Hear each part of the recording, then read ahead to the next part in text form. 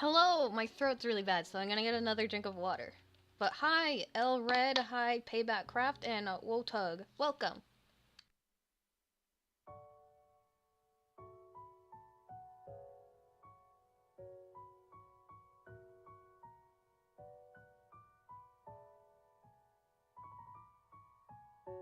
This isn't really a game, it's a visual novel. I thought I could show you the characters. Let me get the characters up. And I'll make a source for it. Let's just do display capture. There we go. I won't worry about cropping it or anything.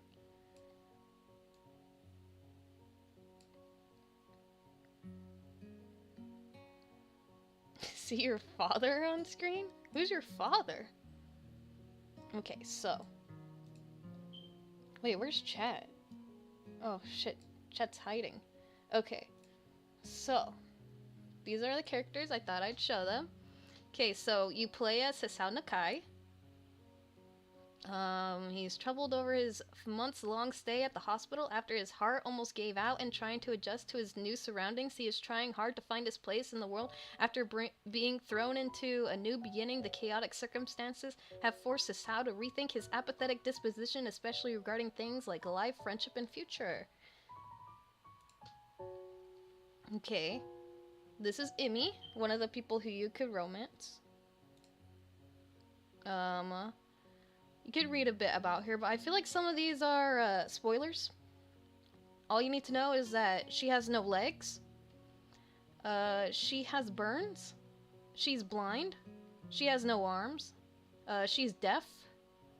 She is Shizune's translator. Kenji, he's like your hallmate. This is the nurse.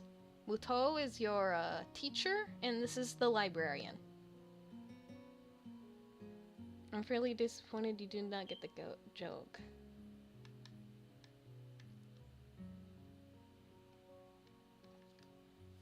I mean, everyone's mean to me for some reason, and I don't really know why. But it's fine. I don't mind. As long as you're not being mean to my friends.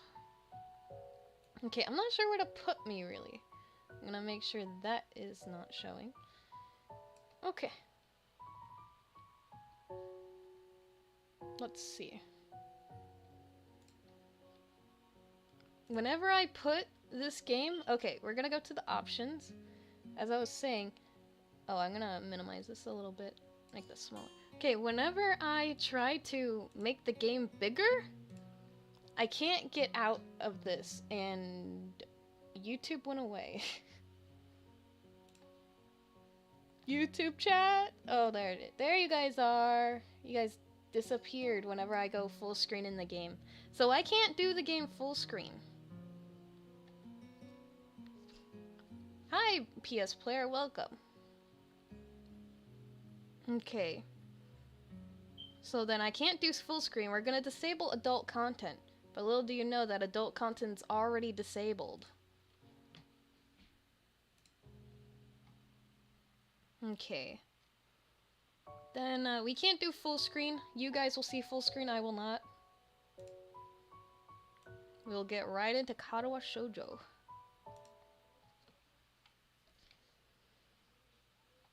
It's a visual novel, by the way, it's not a game. A light breeze causes the naked branches overhead to rattle like wooden wind chimes. This is a popular retreat for couples in the summer. The deciduous... What? Deciduous? Ding. What's your problem?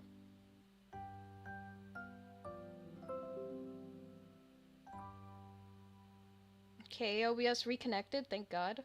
Don't know why it's disconnecting. I didn't want to go into Honey Pop, and no, I wouldn't say this is a more friendlier version. There are sex scenes in this, but I disabled them, so we won't be getting any sex scenes. What do you mean, why am I so small? I'm like the normal ass size. God, gotta critique everything about my stream, huh? What's this game about? It's a visual novel. Basically, you go to a school because you have heart problems, so you go to a special school now. This is a popular treat for I read this. The deciduous trees provide a beautiful green canopy far out of sight of teachers and fellow students. But now, in the late winter, it feels like I'm standing under a pile of kindling. I breathe into my cupped hands and rub them together furiously to prevent them from numbing in this cold. Just how long am I expected to wait out here anyway? I'm sure the note said 4 o'clock p.m.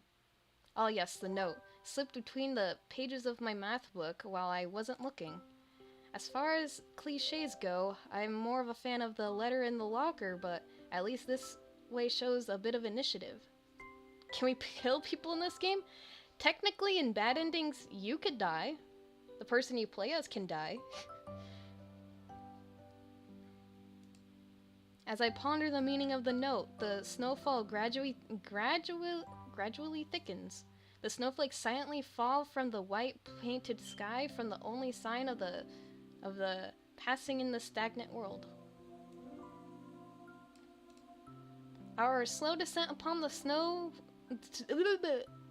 frozen forest makes it seem like the time has slowed to a crawl. The rustling of dry snow underfoot startles me, interrupting the quiet mood. Someone is approaching me from behind. Hisao? You came?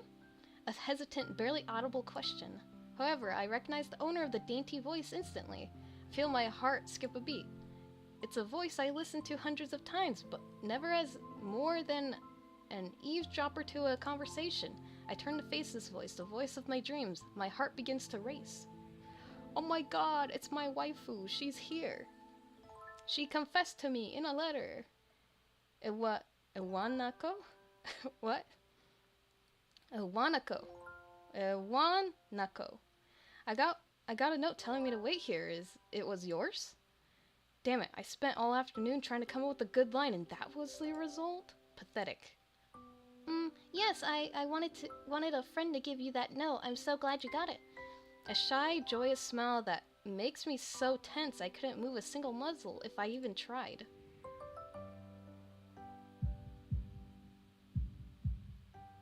My heart is pounding now, as if it were trying to burst out of my chest and claim this girl for itself. Oh, here we are, out in the cold. Once again, the wind stirs up the branches. Oh my god, these words. Cacophonous noise is music to my ears. Iwanako flinches ever so softly against the gust of wind. As it passes, she rights herself as if supported by some new confidence. Her eyes lock with mine and she lazily twirls her long dark hair around her fingers. All the while, the anxious beating of my heart grows louder. I forgot to ask, how's the audio? Is the audio too loud? My throat is tight. I doubt I could even force a word out if I tried. You see, I wanted to know if you'd go out with me. I stand there motionless, save for my pounding heart. I want to say something in reply, but my vocal cords feel like they've been stretched beyond the breaking point. Hisao? Or Hiseo? I don't know his name. I reached up to try to massage my throat, but this only sends spikes of blinding pain along my arms. Hisao? Hiseo? I don't know his name. My whole body freezes save for my eyes, which shoot open in terror. Oh god, man's having a heart attack. Hiseo! The beating in my chest connecting. OBS needs to stop. And I go weak at the knees. The world around me, the canopy of bare branches, the dull winter sky, Iwanako running towards me, all fades to black. The last things I remember before slipping away are the sounds of Iwanako screaming for help and the incessant clatter of the branches above. Bro had a heart attack. Because a girl confessed to him. That ever happened to you guys? Oh my god, he met a woman. Had a heart attack. By 4 Leaf Studio presents. We get the intro! Katawa Shoujo. I'm pretty sure these cutscenes are made by Mike and L. Do you know who Mike and L is? Mike Annell is the one who made like Zootopia. Is Zootopia if it were an anime? And also, if Amazing World of Gumball was an anime, if you've seen those. So these cutscenes are made by them. They're really good.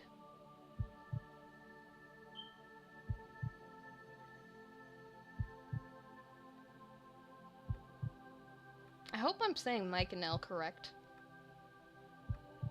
There! Mike Annell! See? I told you.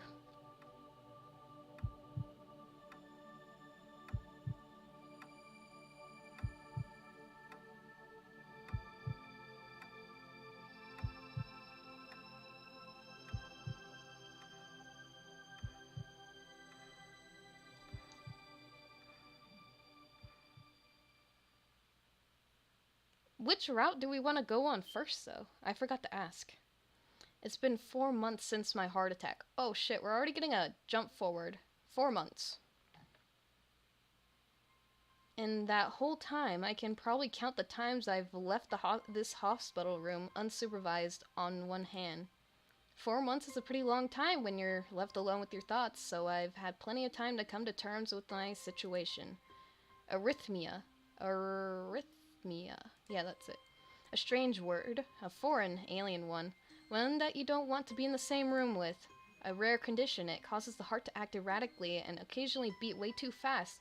It can be fatal. Apparently, I've had it for a long time. They said it was a miracle that I was able to go on for so long without anything happening. Is that really a miracle? I guess it was supposed to make me feel better, more appreciative of my life. It really didn't do anything to cheer me up. My parents, I think, were hit harder by the news than I was. They practically had 2 hemorrhages apiece. I had already had a full day by then to digest everything. To them, it was all fresh. They were even willing to sell our house in order to pay for a cure. Of course, there isn't a cure. Because of the late discovery of this condition, I've had to stay at the hospital to recuperate from the treatments. When I was first admitted, it felt as if I was missed. For about a week, my room in the ward was full of flowers, balloons, and cards. But the visitors soon dwindled, and all the get well gifts began trickling down to nothing shortly after. I realized that the only reason I had gotten so many cards and flowers was because sending me their sympathy had been turned into a class project. Maybe some people were genuinely concerned, but I doubt it. Even in the beginning, I barely had visitors. By the end of the first month, only my parents came by on a regular basis. Iwanako was the last to stop visiting. After 6 weeks, I never saw her again. We never had that much to talk about when she visited anyway. We didn't touch the subject that was between us on the snowy day ever again. The hospital? It's not really a place I'd like to live in. The doctors and nurses feel so impersonal and faceless. I guess it's because they are in a hurry and they have a million other patients waiting for them, but it makes me feel uncomfortable. For the first months or so, I asked the head cardiologist every time I saw him for a rough estimate of when I'd be able to leave. He never answered anything in a straightforward way, but told me to wait to see if the treatment and surgeries worked. So I idly observed the scar that those surgeries had left on my chest slowly change in appearance over time, thinking of it as some kind of omen. I still asked the head cardiologist about leaving, about my expectations, but my expectations. Why is OBS keep disconnecting? Like, what's the problem? I'm gonna have to tell person who lives here. What happened? I was AFK. He's in the hospital. So I idly observed this, or I read that. I still asked the head cardiologist about leaving, but my expectations are low enough now that I'm not disappointed anymore when I don't get a reply. The way he shuffles around the answers shows that there is at least some hope. At some point, I stopped watching TV. I don't know why, I just did. Maybe it was the wrong kind of escapism for my situation. I started reading instead.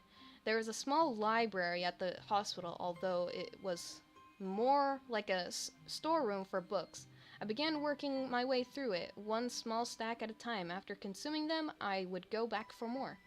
I found Yeah, he had emotional damage attack. Really just be emotional damage.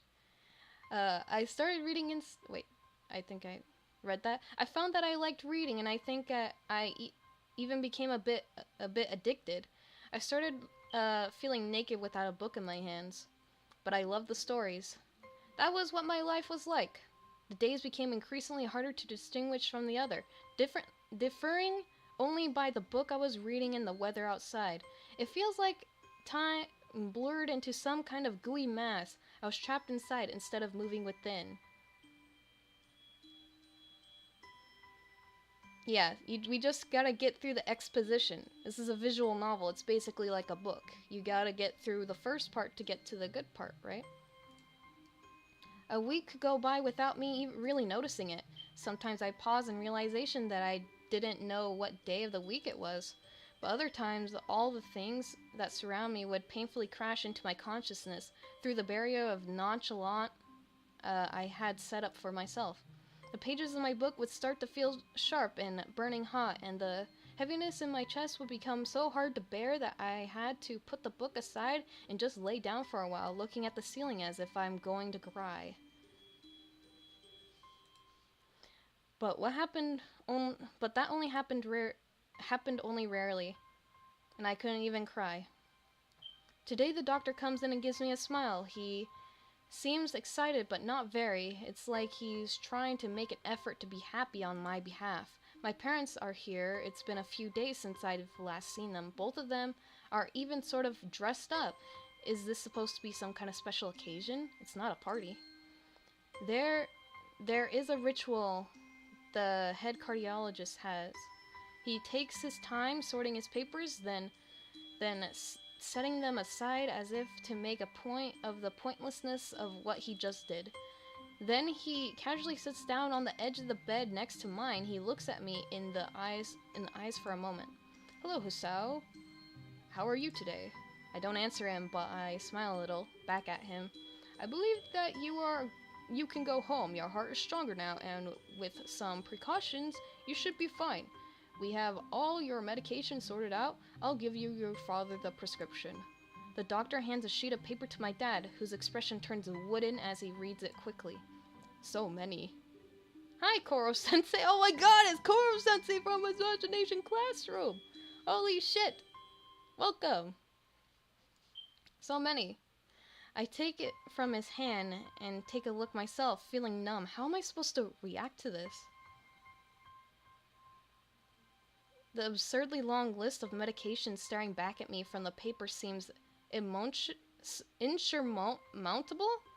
They all bend together in a sea of letters. This is insane. Side effects, adverse effects, contradictions, and dosages are listed line after line with cold precision. I try to read them, but it's so futile. "You're the real Koro-sensei? Whoa! I thought the real one died." I can't understand any of it. Attempting to only makes me feel sicker. All this for the rest of my life, every day? I'm afraid that is the best way we can do at this point. However, new medications are always being developed, so I couldn't be surprised to see the list fade over the years. Assassination Classroom? It's like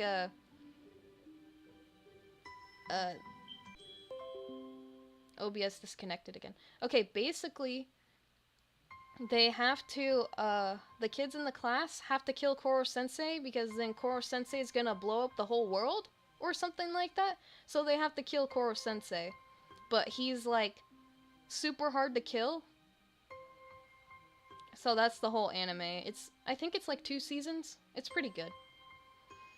However, new medications are always being developed, so I wouldn't be surprised to see that list fade over the years. Years? What kind of confidence booster is that? I'd have felt better if he hadn't had said anything at all. Also, I've spoken with your parents, and we believe that it would be best if you don't return to your old school. 3E? Do you want to be a student of 3E? No, I don't think I want to be a student anymore ever again. After graduating, I'm done with school. What? Please calm down, Hisao. Listen to what the doctor has to say. Calm down? The way he says it tells me he knew full well that I wouldn't like it. I'm going to be homeschooled? Whatever of my concern shows, it's ignored. We all understand that your education is paramount. However, I don't think that it's wise for you to be without supervision, at least not until we're sure that your medication is suitable. Too bad Scarlett's not here. She loves Koro-sensei. I think she has a plushie of you. My friend has a plushie of Koro-sensei. I look fantastic, thank you. So I've spoken to your parents about a transfer. It's a school called Yamaku Academy that specializes in dealing with disabled students. Disabled? What am I? It has a 24-hour nursing staff, and it's only a few minutes from high-regarded General Hospital. The majority of students live on the campus. Think of it as a boarding school of sorts. It's designated to give students a degree of independence while keeping help nearby. Am I looking downwards, or am I closing my eyes? I'm gonna try and fix that. Where's my blink sensitivity? Put that down more. Hopefully that'll help my blink. Me not blink as much. Or have my eyes closed as much. Okay. Every time I die, teleport to another world. Oh shit, Koro-sensei's gonna blow up another world. Wait, why am I so far down? Why am I so far down? I don't even know. There we go. I'm bigger now.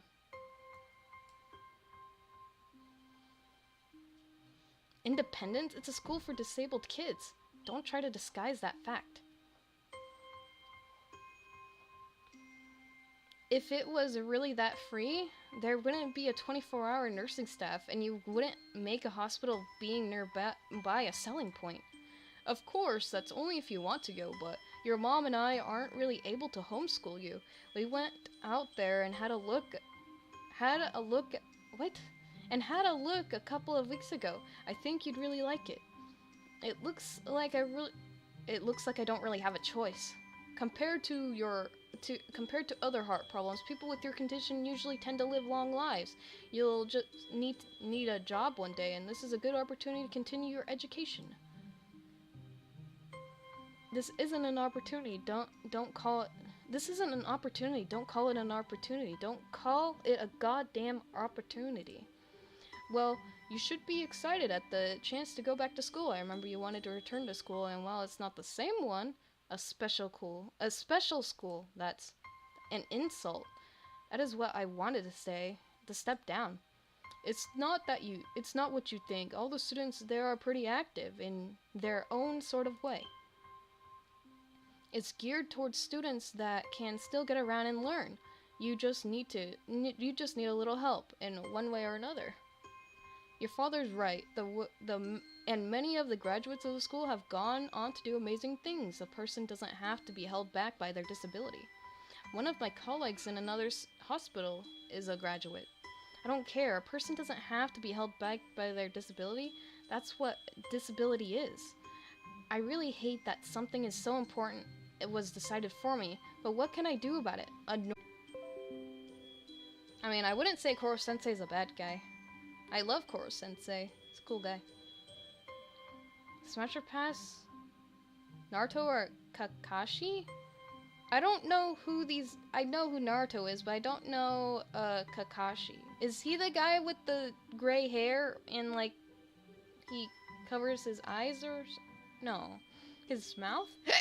I don't know who Kakashi is.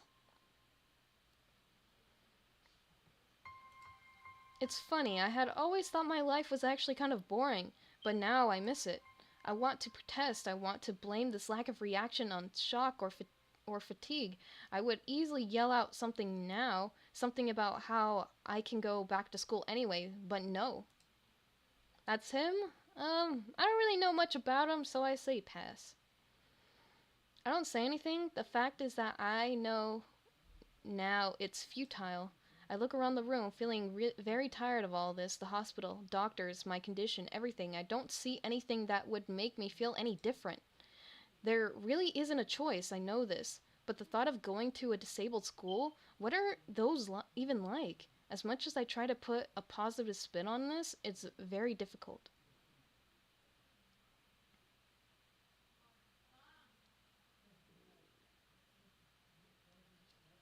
Yeah, Nagisa is like high schooler. So yeah, that's weird. Don't ship Nagisa with Koro Sensei.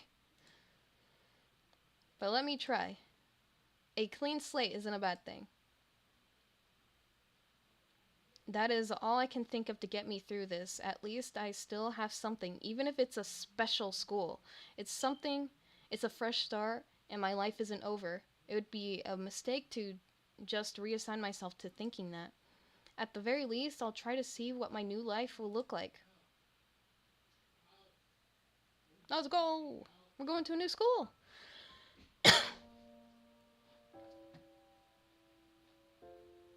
Act 1, Life Expectancy.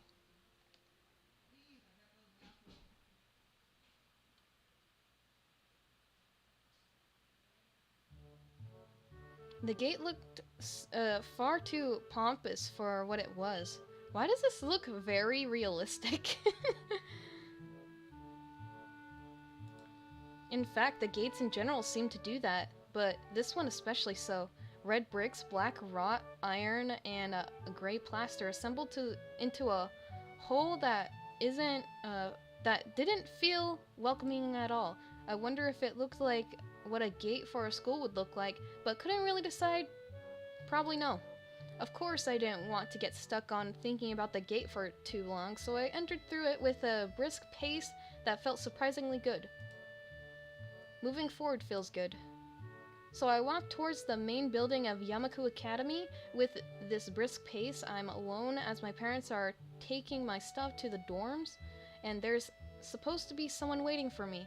The grounds are incredibly lush, filled with green. It doesn't feel like the kind of grounds a school would have, more like a park, with a clean walkway going past trees and the smell of fresh cut grass and all other park-like things. Hi, Helio. Well, it's kind of like a dating sim. Visual novel. Me or Power? Who? What's the full VTuber model look like? It's just the outfit of this school. It's just like what's it called? This school's uniform for this game. Or visual novel. It's this school's uniform.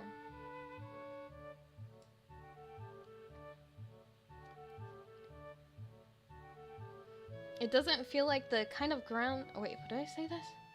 Yeah. Words like clean and hygienic pop into my head. It makes me shudder. I shake them off. Stay open-minded. It's your new life. You have to take it as it comes. That's what I tell myself. A few big buildings loom behind the leafy canopies. Too big and too many for just school. Everything seems off. It's different from what I thought I knew about schools. It's an uncanny valley, even though I was told this is my new school. In the back of my head, it doesn't feel like one. I wonder if the feeling is real or caused by my expectations of a school for the disabled. Speaking of, why does OBS disconnect all the time? What the fuck, OBS?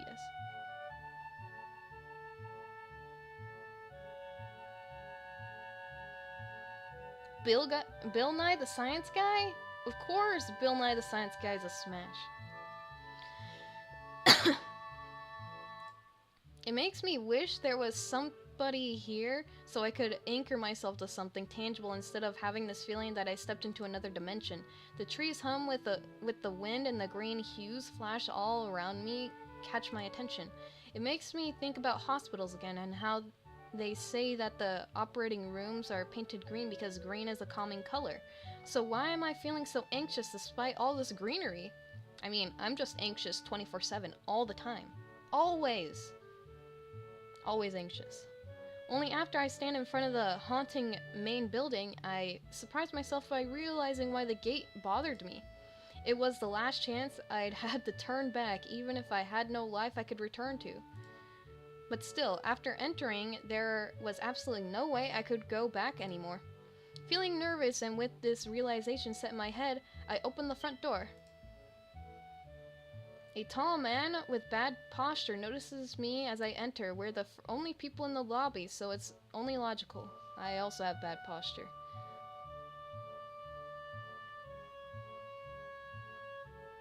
Okay, bye! Thank you for stopping by, Helio. Can I make you a question? Sure. You want to ask me a question? What's the question? You must be Nikki? Nakai. So you are excellent. I'm your homeroom and science teacher. My name is Muto. Welcome. We exchange a handshake. It is neither firm nor sloppy, and he looks at his watch. The head nurse asked you for a brief check-in visit, so there's no time for that now. Oh, should I go later? Yes, afternoon is probably fine. We should get going and introduce you to the rest of the class. We're waiting already. Why do people in every stream bully me? I don't think people are bullying you here, are they?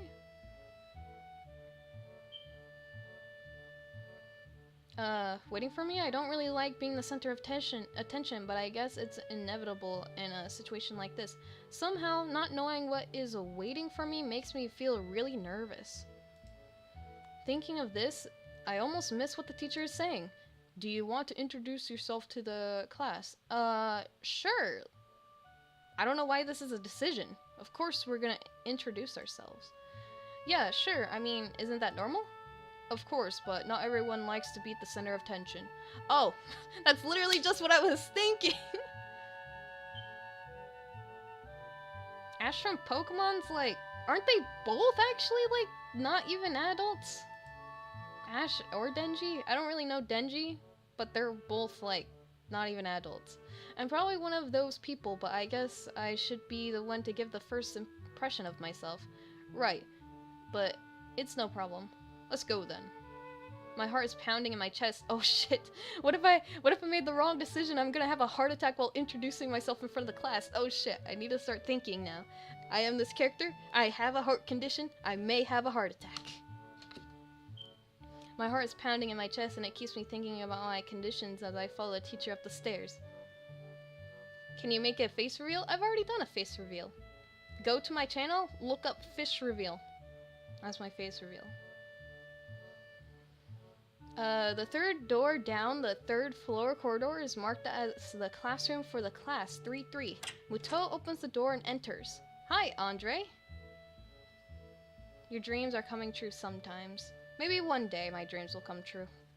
But hi, Andre. Good morning, everyone. Sorry I'm late again. I hesitate for a split second at the door, freezing on the spot. Look at this painting. Interesting. Get a grip. This is a big step, I know that, but there isn't any point to worry so much about it, at least not this soon. Okay, so let's look at all the characters here. We have a girl with glasses. I wonder what their disability is, because each person here has a disability. So there's glasses, she's just sitting there, she has a book. This guy has a headband, he's just doesn't seem too happy. I'm trying to look for connected. Okay, let's see. OBS disconnected. I don't really see any visible disabilities. That's Hanako. I know what her disability is. He has a mark on his head. Maybe he has a concussion or something. She has bandages on her arm and he has a cane. So these are like, only these four have like visible things. These ones might have less visible things. I follow the teacher into the classroom and look around, partially so I don't have to meet the curious gazes of my new classmates. It's pretty spacious. The ceiling is unusually high, and there's lots of space left over around the in between the desks.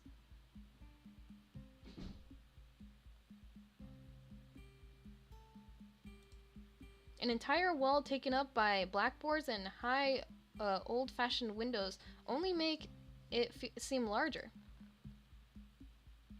some of them might have emotion damage. That is also true. The students' desks are just standard wooden desks with a shelf underneath for books and wooden chairs with metal frames, simple and efficient. I stopped walking in front of the classroom and faced the other students. They all looked normal, like students in another school, but then why would they be here? They're probably like me and have something wrong with them, only it's just not immediately obvious. Then I noticed that one of the girls to be missing the thumb of her right hand.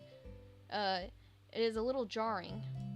Despite the neutral tendency to listen when someone's talking about you, I tune out, and the teacher's speech halfway through while he introduces me to the class. Okay, so there's more students. There's someone asleep. These two seem sleepy. This is Shizune's Misha. This is another girl we could romance. She has prosthetic legs, it seems like. Maybe these two have, like, narcolepsy or something? I don't know. I don't know if narcolepsy is considered a disability. Okay. I read that. I noticed a flash of dark hair and see that someone is looking at me. A girl with really long, straight hair that is pretty eye-catching. As she sees me looking back at her, she covers her face in with her hands as if it will make her invisible. There is one boy with a cane leaning against the lockers at the rear of the class. It's weird seeing someone so young with a cane. Another girl seems to be making some weird hand motions. Sign language? She peers at me over the rims of her glasses, then goes back to whatever she's doing. She's kind of cute, so the cheery-looking girl with the pink hair sitting next to her, she's really hard to miss. I don't know how I didn't notice her at the moment I walked in. Please, welcome our new classmate. It's like, spot the main character. Even though Misha's not the main character, she has pink hair. He claps his hands, and so does everyone else, except for one girl in the first row who has only one hand. I cringe a little, but hide it by bowing in thanks for the applause I did not deserve.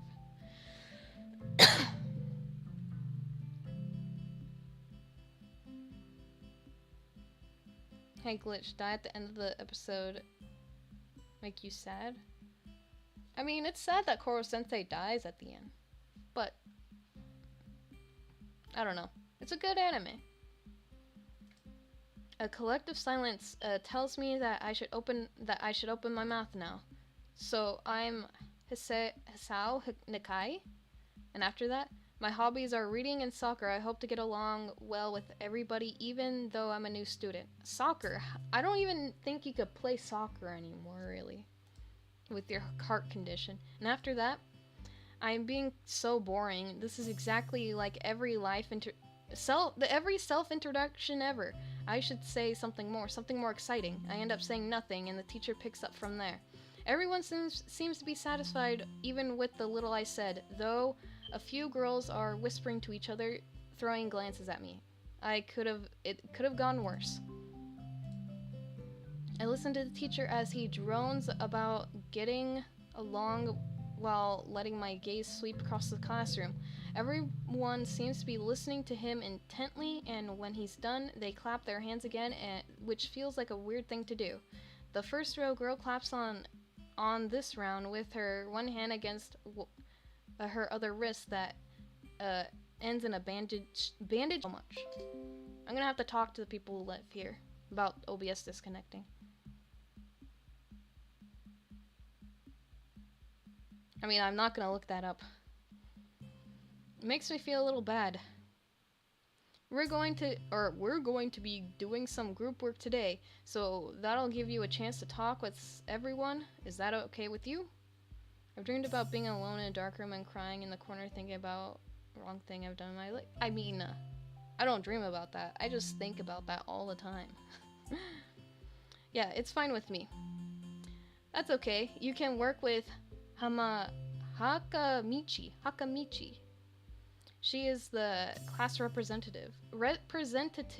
She can explain anything you might want to know. And who else would be able to do that better, right? How could I know? The teacher passes out the day's assignments and announces that we will be working in groups of 3. It hits me that I don't know who Hakamichi is, slow, the teacher seems to catch my helpless expression. Oh right, Hakamichi is right there. Shizune Hakamichi. As he calls out her name, the cute, bubbly-looking girl with the bright pink hair and gold eyes waves her hand at me. I take a seat next to her by the window. Hey, I guess you're Hakamichi, right? It's nice to meet you. Ha ha ha ha! Well, I'm caught off guard by her laughter. It's nice to meet you too, but... I'm not Hakamichi. I'm Misha. This is Hakamichi Shi-chan. Giggling, Misha points to the girl next to her, the one I saw using sign language before. It looks like she has been staring at me this whole time. She nods once, nonchalantly, to show that she acknowledges my presence, but only barely. Can you do a Roblox stream? Probably not soon.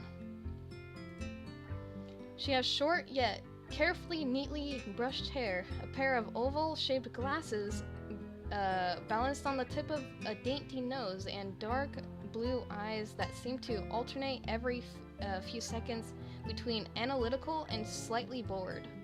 It's nice to meet you. She's signing. If you don't know, whenever there's dots, that means that she's signing to Misha to translate for them. She immediately looks at Misha, who smiles and makes a few quick gestures with her hands. Hakamichi nods and makes a few gestures of her own. I start to wonder if the teacher was messing with me, saying things like, "You'll be able to talk to people, and who better to explain things to you?" I can see you're a little confused, right? Right? But I understand why you would think I was Shi-chan. Shi-chan is deaf, so I'm the person who translates things back and forth for her. I'm like an interpreter. She says it's nice to meet you too. Shizune is signing. You're the new student, aren't you? Well, Shi-chan, of course. Shi-chan, of course he is. If he wasn't, he would have been standing up there. He wouldn't have. If he was, he would. Wait, what? Oh my god, I can't read. If he wasn't, he wouldn't have been standing up there for no reason, right? Right. He seems like a very interesting person, doesn't he? We knew there was going to be a new student, but we didn't know you would be here today so soon. He-chan, right? He-chan? Yep, it fits, doesn't it? Did I say that out loud? It's just a surprise. I've never liked that nickname. I don't really see how. It fits! You look just like I imagined. Shizune signing again to Misha. Ha ha ha! Yeah, you look just like a He-chan. I wonder why everyone seems to think so. Hakamichi taps her fingers on the desk to get Misha's attention. They gesture back and forth to each other, excitedly, their hands a blur. I've always wanted to learn sign language. Good thing you turned them off? What do you mean? Are you looking it up? Don't look it up. Misha seems to be overwhelmed. Ha ha ha, sorry about that. He-chan, She-chan wants you to know that she's the class rep, so if there is anything you need to know, you can feel free to ask her. Do you like the school so far? We can show you around a little bit if you haven't had the time to walk around. Just disconnected. Okay, she said familiarize? Misha stumbles with the hard word a bit, making it stick out in her otherwise fluid translation. Thanks, that would be pretty helpful. Yeah, I just kind of came straight to class today. Ha ha ha ha! That's no good. You should always try to learn as much as you can about where you're going before you go there. That's not just with school either. Always, even if it's a trip to the convenience store. Really, Shi-chan? Ha ha ha. Oh, Shi-chan was angry. I guess Misha's not. I feel like Shizune's very serious exterior does not match the bubbly Misha's translation. Learn about where you're going? I guess I didn't bother to do that, or just didn't care enough to do so. I didn't look forward to this, even if I committed myself to go along with it half-assedly. But anyway, I don't say anything, and Misha signs something that ends in a shrug. What was that? It seems like it was about me. I feel like No, you gotta wait for the character that actually looks like me. I feel like slumping over in my seat! Both of them are smiling, but the shrug hit me unexpectedly deeply. You look down, are you okay? Or, you look down, are you okay? Don't take the wrong way, please. I hate it when people are afraid to ask questions. That's how people learn things, by asking. Asking for help is perfectly normal, as much as needing help. Stop looking like you just failed a test. Wahahaha. Alright.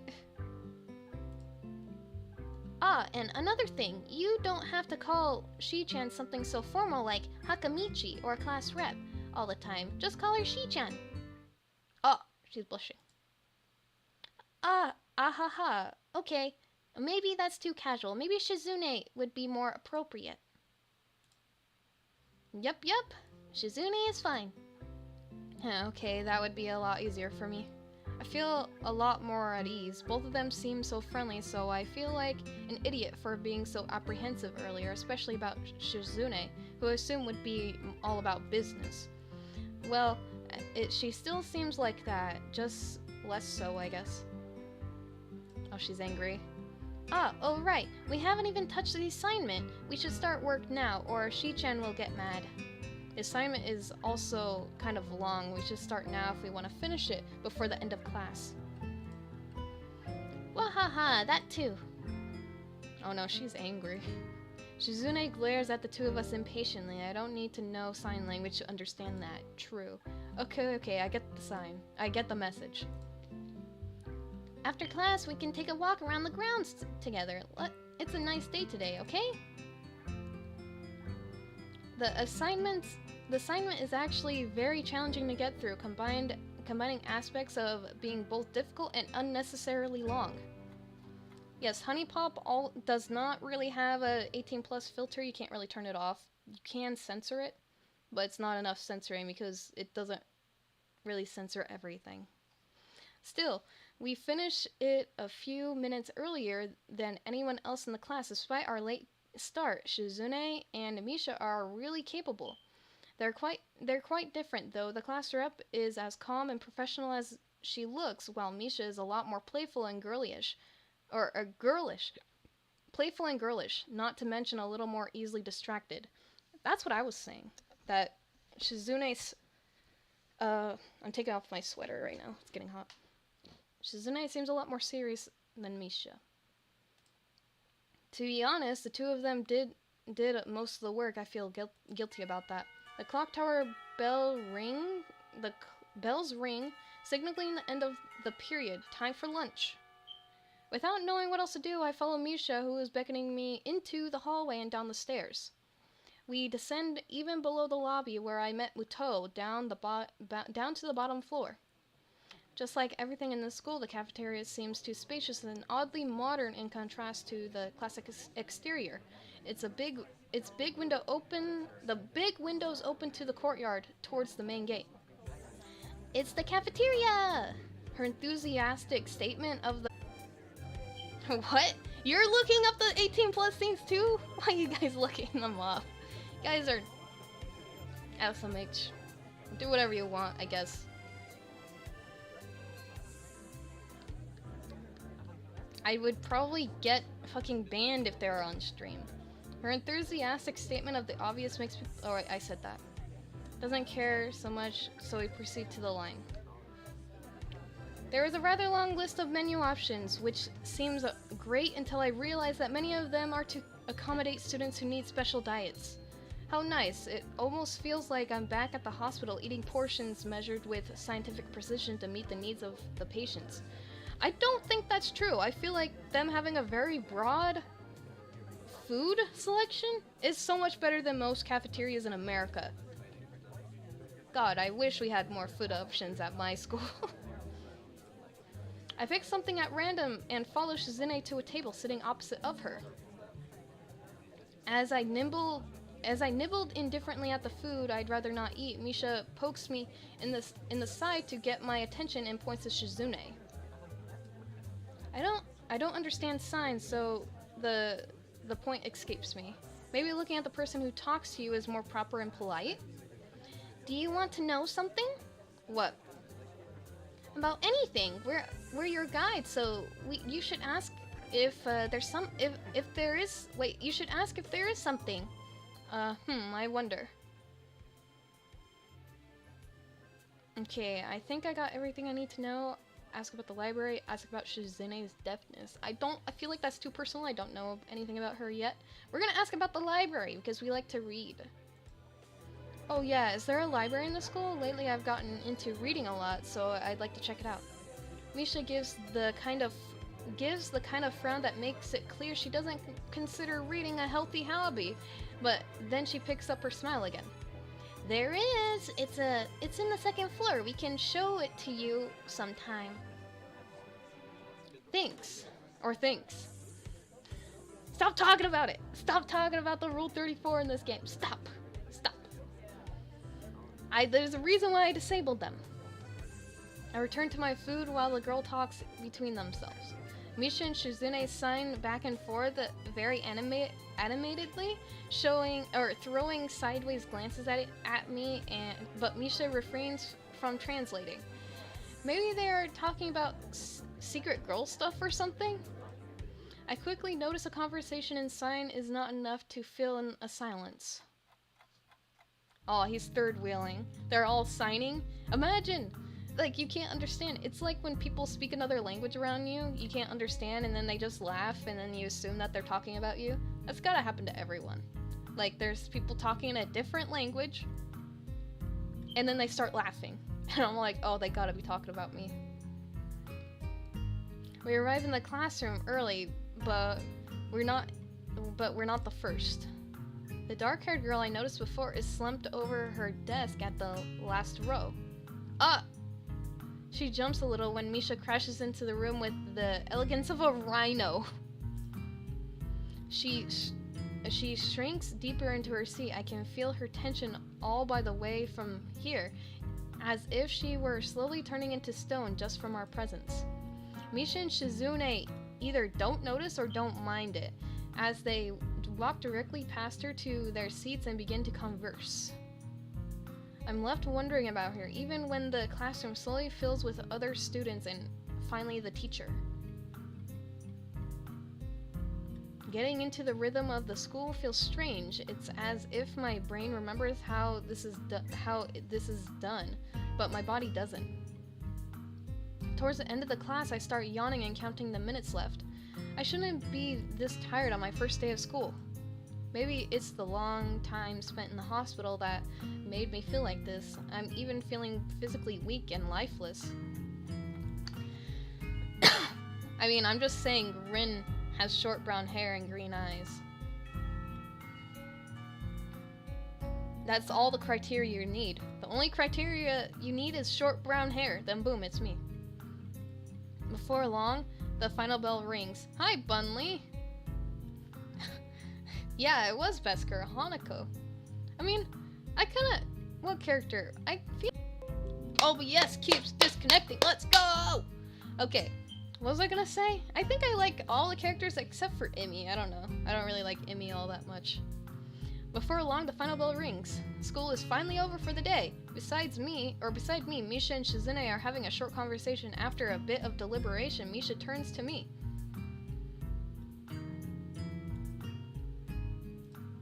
Unfortunately, we can't stay and show you around today, Hee-chan. We have to hurry already, since there is a lot of work for us to do.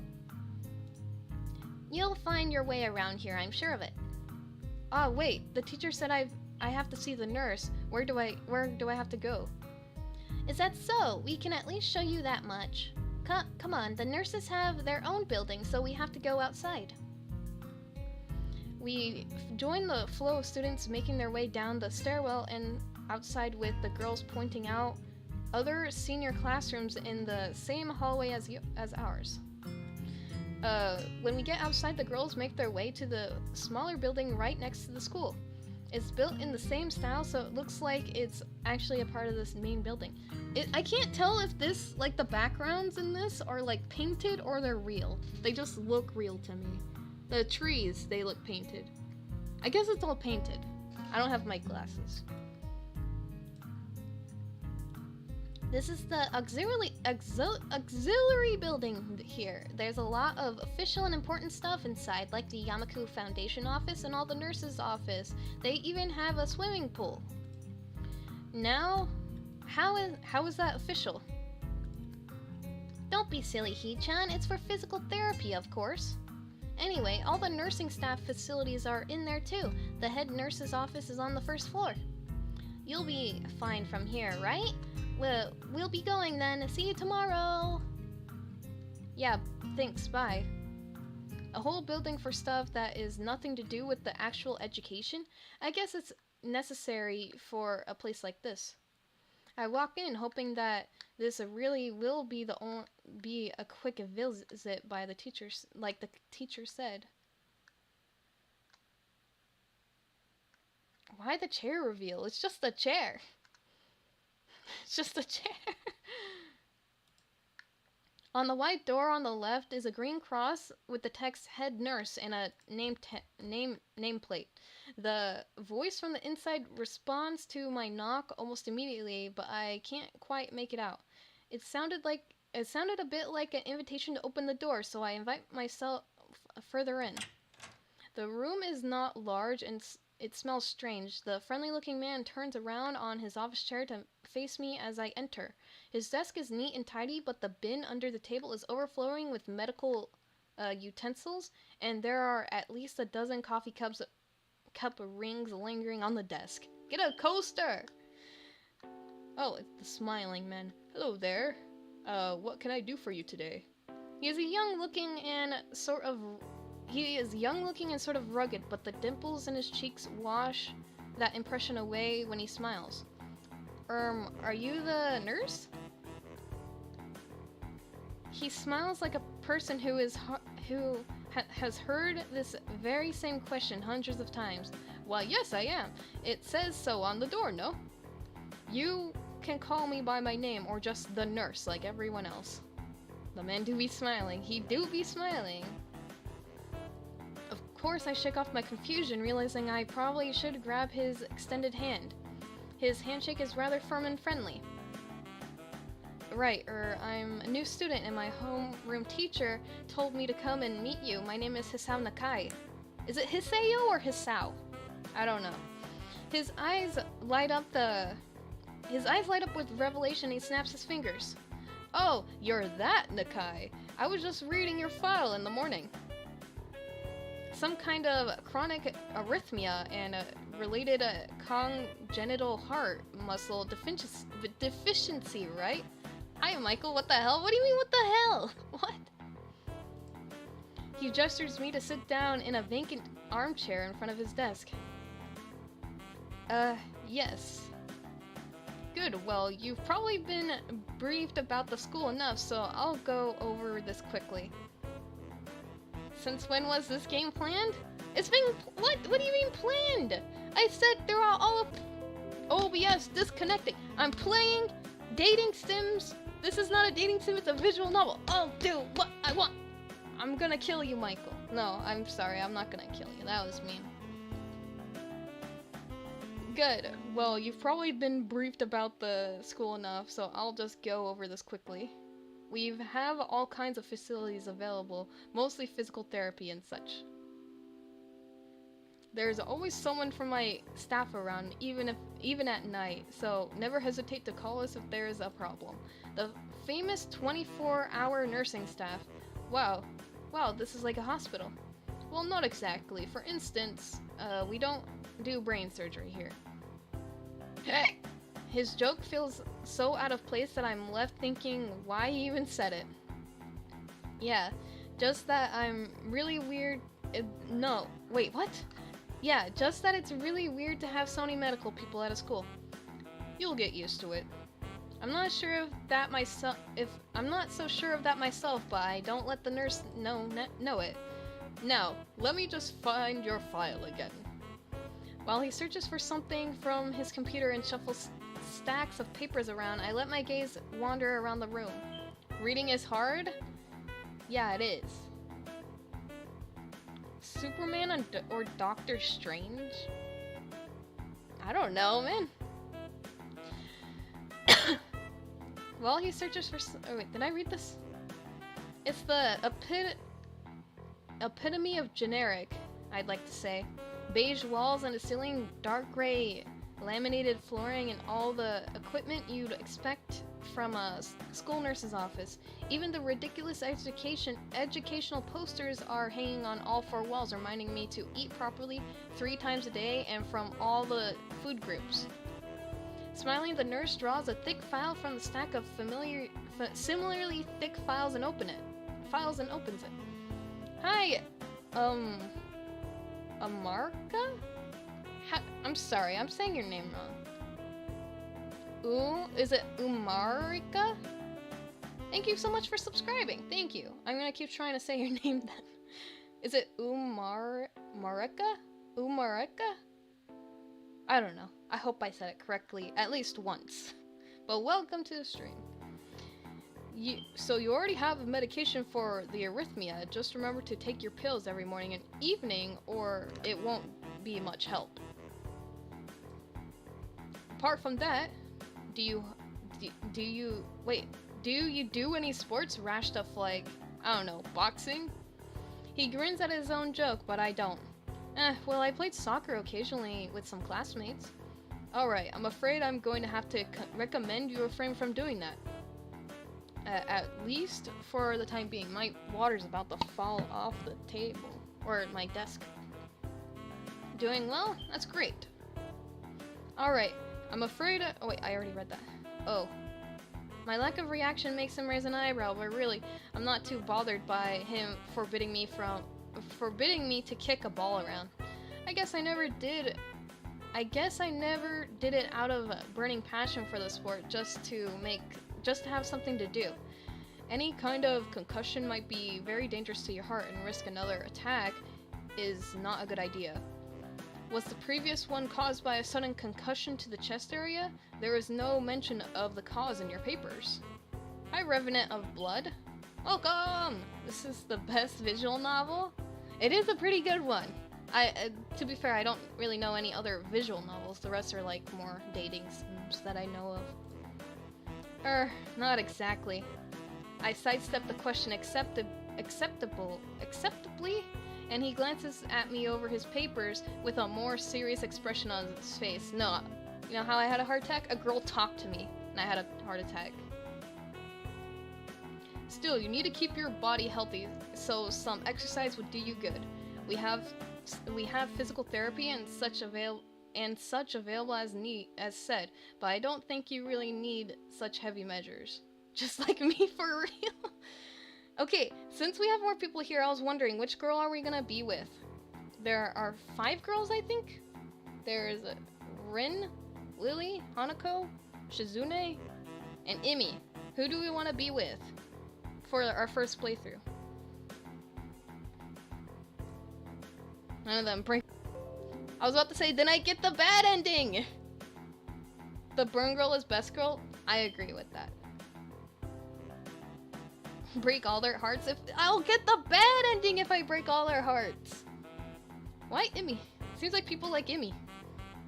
Literally when I said that, Imi's not my favorite. Just look at their designs and tell me which one. Easy. Okay, look, Michael. There's one who's deaf. There's one who's blind. There's one with no legs. There's one with no arms. And one has burns. That's all of them. Which one?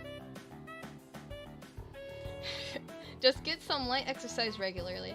Brisk walks or even light jogging, jumping rope, just that sort of thing. Swimming, maybe there's a pool here. So I was told. You were very good. It seems like we have more votes for Imi. We have 3 Imi. Imi and Lily are the most heartfelt scenes I've seen in. Imi, she does have a lot of heartfelt scenes, actually. The only ones that I have not seen for endings is Lily Shizune. Yeah, those are the only two I've never seen, so I don't really know much about Lily and Shizune. Well, I guess we're going for Imi. I think Imi is the easiest path to get onto. They were very good. At any rate, and I'm sure you've been told this before, you just need to take care of not overexerting yourself. Or not to overexert yourself. He wags his finger and to emphasize the point. No need, really. I've heard this 1,000 times already. Absolutely no unnecessary risk. Take care of yourself. Okay? I said, oh, he meant okay. He goes over my papers one more time and sets them on the desk, obviously content.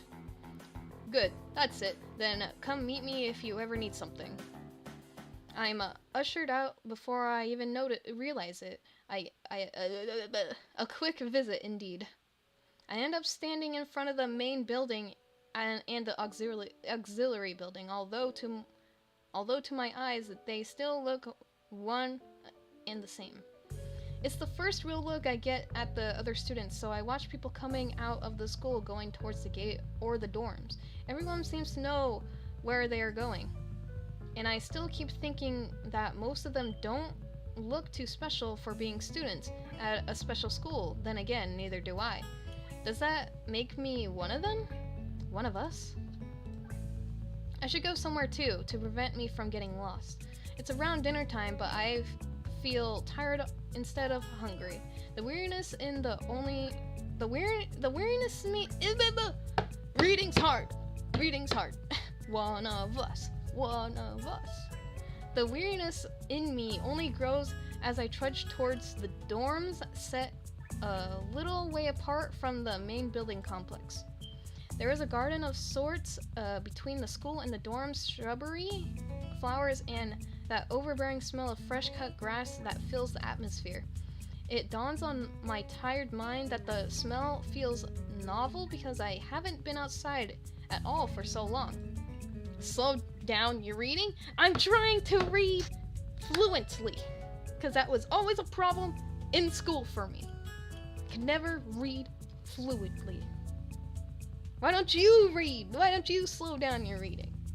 A dorm building is big and made of red brick like the other ones. It feels way too pompous for what it is, so I push towards going outside. This mural, it's Friend's mural. It takes more time than necessary to fish out the key I was given from my pocket. Room 119. Despite the ornate exterior, the inside of the dorm is fairly new, functional, and boring. Just like in the main building, the halls and doors are wide to accommodate wheelchairs. The same goes for elevators at the ends of the halls. I poke my head around the corner at the common room door.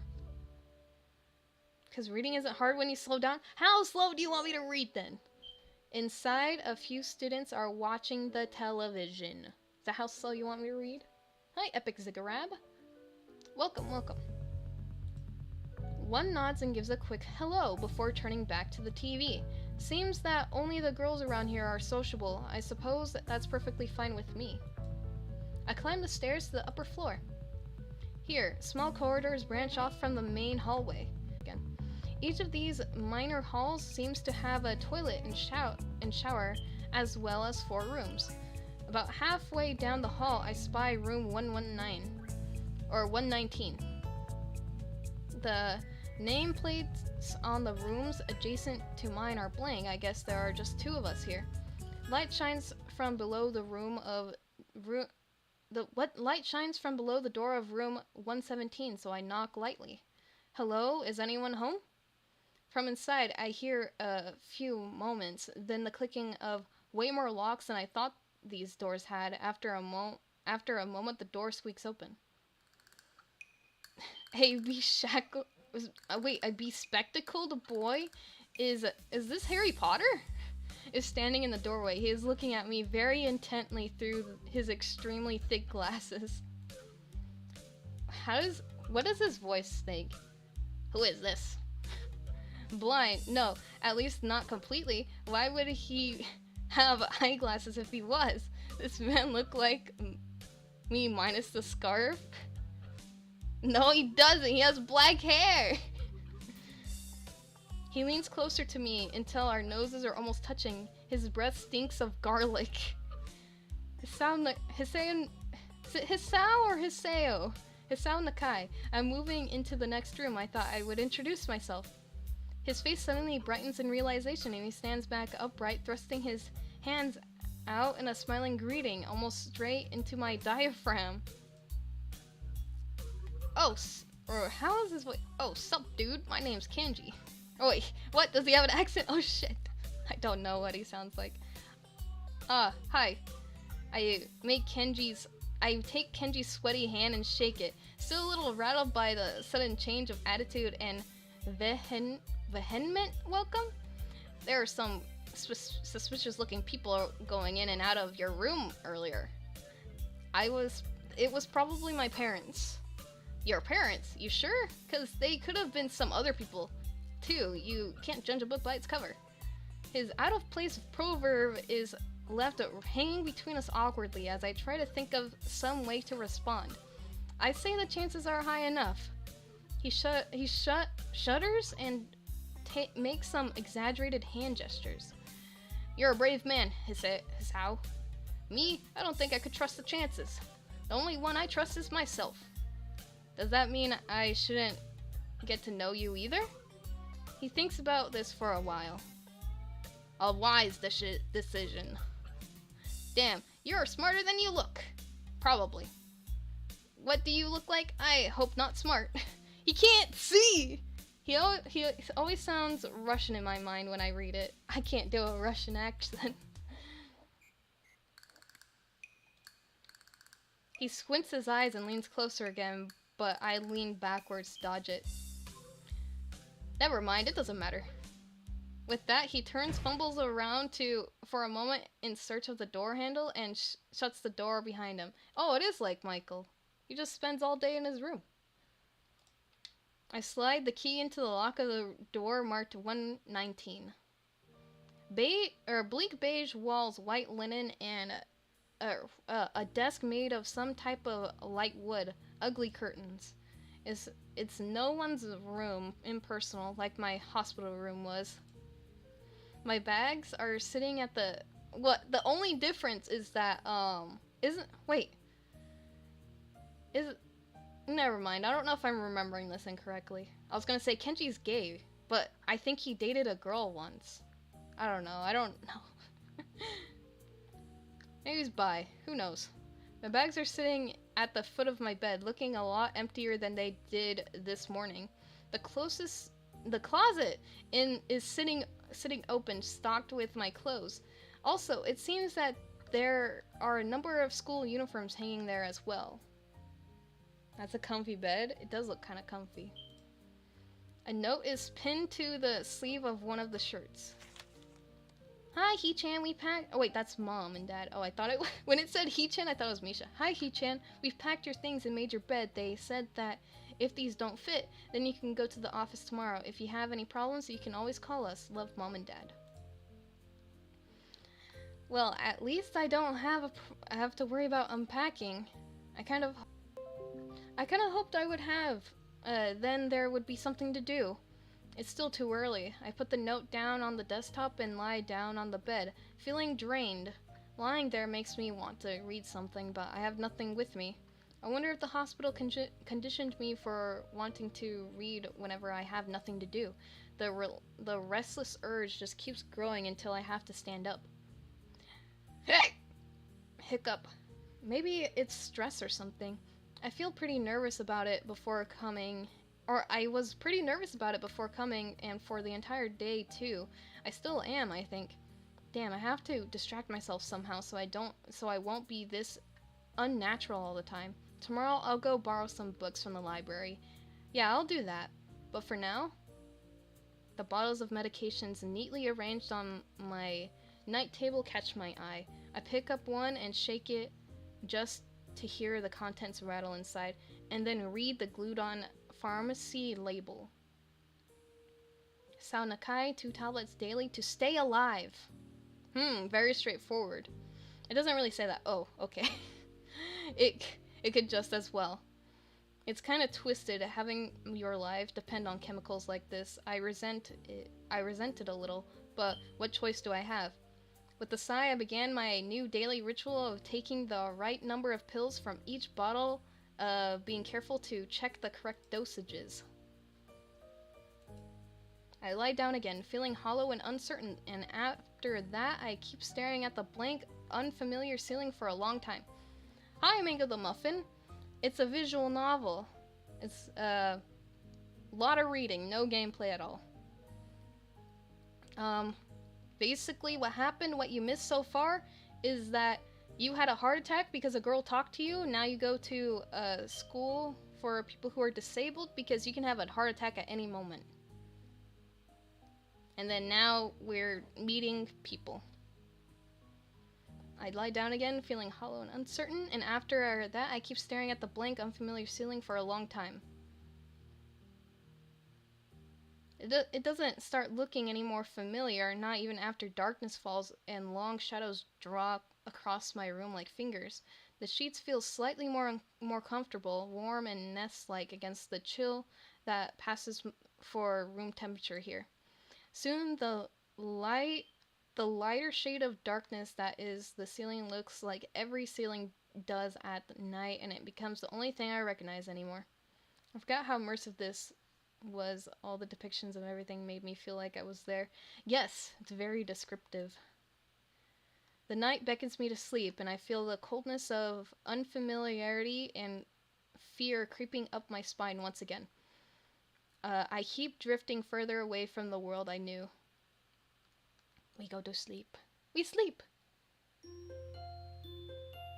We made it through day 1! Without dying. Even though it was like 5 months.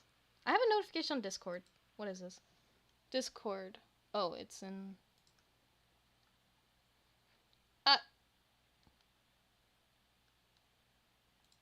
Okay. I wake up in a strange room. Solid morning, light shimmers against the light gray ceiling, and I forgot to draw the curtains closed last night. Wait. How can you die? You can die in this game. It's usually bad endings kill you, I think. Solid morning, light shimmers against the light gray ceiling. I have forgotten to draw the curtains closed last night. This is my room, isn't it? My room. This is the 3rd room this year that I'm supposed to call mine. Various things around here remind me that indeed it's me who is supposed to be the one living here. My bag's on the floor, my new school books on the desk, my numerous medications on the night table. I stare at the bottles for a moment, deliberating until I open a bottle, shake out a pill, and pop out a tablet from a foil sheet. I down them with a chaser of water without thinking about the chemistry. My uniforms are in the closet. I slink out from under the sheets and stretch my back before dressing up. Putting on a new school uniform feels like dressing in someone else's clothes. The artificial smell of generic detergent invades my nose, but the feeling of fresh clothes against my... His heart can't cope with all cute girls. Yeah, he talks to a girl, he has a heart attack. It feels like a uniform, as it should. It's not much different from what I used to wear before. That goes for other things too. So far, this place seems more or less like a normal school, except for the people. I think back to my walk with Kenji yesterday, Misha's constant laughter, and Shizune's sweeping sign language gestures. Well, I've only met 3 students so far. Maybe they aren't that normal, but I'm sure others are. Or perhaps people like them are what passes for normal around here. Yeah, that does pass for what does pass for normal around here? What do people do? I didn't see a lot of kids hanging around after classes yesterday, so maybe there are clubs, or if so, I wonder if I should join one. Clubs! All through class, the question remains on my mind, so I decide to ask Shizune about it when we slip into groups. After all, she did say if I had anything I wanted to know, I should ask her. Oh, she's just signing. She crosses her arm and shifts her gaze slowly to Misha, who looks more preoccupied with trying to grind the eraser of her pencil down so the top is perfectly and evenly flat. Ahaha, sorry, Shi-chan. Is there something you wanted from me? Oh, I see. That's a good question, Hee-chan. My first thought is that means she doesn't know, which is worrying. Maybe I'm being too negative. Well, anyway, Misha, please don't prove me right. Oh, that's right. Everyone is encouraged to join a club. A lot of people do so because there isn't really anything else to do. There are also school events like the festival coming up in a few days. Almost every student in the school tends to help out with it, doing whatever. If you know in animes, school festival is always something bad. Always something bad happens at the festival. So, you actually transferred in at a busy time. Maybe you can help out too. Sure. What's the festival about? Misha freezes. Wahaha, I don't know, Hee-chan. The truth is, it's a local event, and I'm not from this area, so... She starts signing desperately to Shizune, asking her to bail her out. Shizune adjusts her glasses at the end of an oddly grandiose flourish and starts signing hard and heavy. Huh? Oh! Who cares? Or who cares? Misha puffs out her chest as she shouts Shizune's words out at me with a disproportionate amount of pride. Too loud. I can see heads turning to look in our direction. Not so loud. Human beings evolve with each new generation. The ideals and beliefs behind a festival will inevitably change with time. Now, it's about delicious fried food and amusing little games that you can play to win prizes. Ha ha ha ha. The teacher clears his throat very loudly, battling his long wooden pointer against his other palm like a baton. He shoots a pointed gaze at us. Finally noticing where we are, Misha stifles a yelp and quickly quiets down. Shizune doesn't seem embarrassed at all, though brushing it off without a care. We are in the middle of class, and should start working. That's right, Shi-chan. What? That's right, Hee-chan. Are you asking because you're interested in joining a club? It could have been my eyes playing tricks on me, but I think I saw a suspicious glance exchanged between them. Misha's tone has also changed, although it does that every other word anyway. Yeah, I was thinking about it. Misha and Shizune, look at each other again. I'm about to ask what they have in mind, then something dark flutters in my peripheral vision, catching my attention. Fight Club? We're gonna join Fight Club. Out of the corner of my eye, I see the girl with long dark hair get up from her desk and slip silently towards the door. It doesn't seem like she was working in any group, and no one seems to notice her but me. I glance at the... Why does OBS keep disconnecting? I don't know why. It's annoying. I glance at the teacher, who's also looking at the dark-haired girl go. Why doesn't he say anything? Hee-chan, is something wrong? Do I look as uneasy as I feel? Or was Misha just looking at me, looking at the girl who left? No, nothing. What's that face? Okay, well, like we were asking, you don't have any plans for lunch today, do you? I thought I would go to the library and pick up some books. Not really. Do you want to have lunch together then? Sure.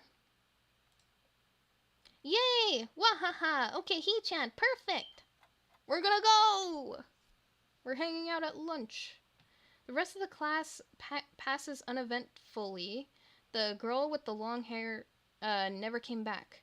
Before I have the time to put any more thought into where she could have gone, the teacher informs us that it's time to stop working. Shizune looks more than a little annoyed that we only just barely managed to finish all our work on time. I'm just glad we finished it at all. It's not a contest or anything. Hi, gamer lover. 64. Welcome. Welcome, welcome. We're playing Katawa Shoujo. It's a visual novel. Yes, it is, Hee-chan. Impossible. Really? Really. I've noticed this before, but it's kind of funny how Misha is always moving her hands and citing not only everything she says, but what everyone else is saying at any given time.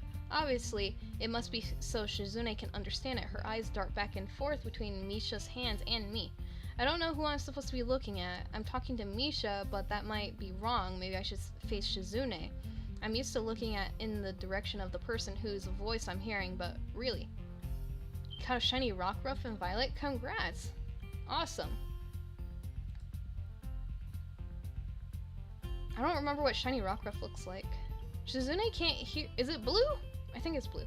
Shizune can't hear me, but it would be disrespectful to talk to her only through Misha. Then again, isn't that what she's doing? No, she's at least looking at me. This is all very confusing and will take some time to get used to. It's not a contest because contests are competitions over a prize. If there's no prize on the line, it's not really a contest.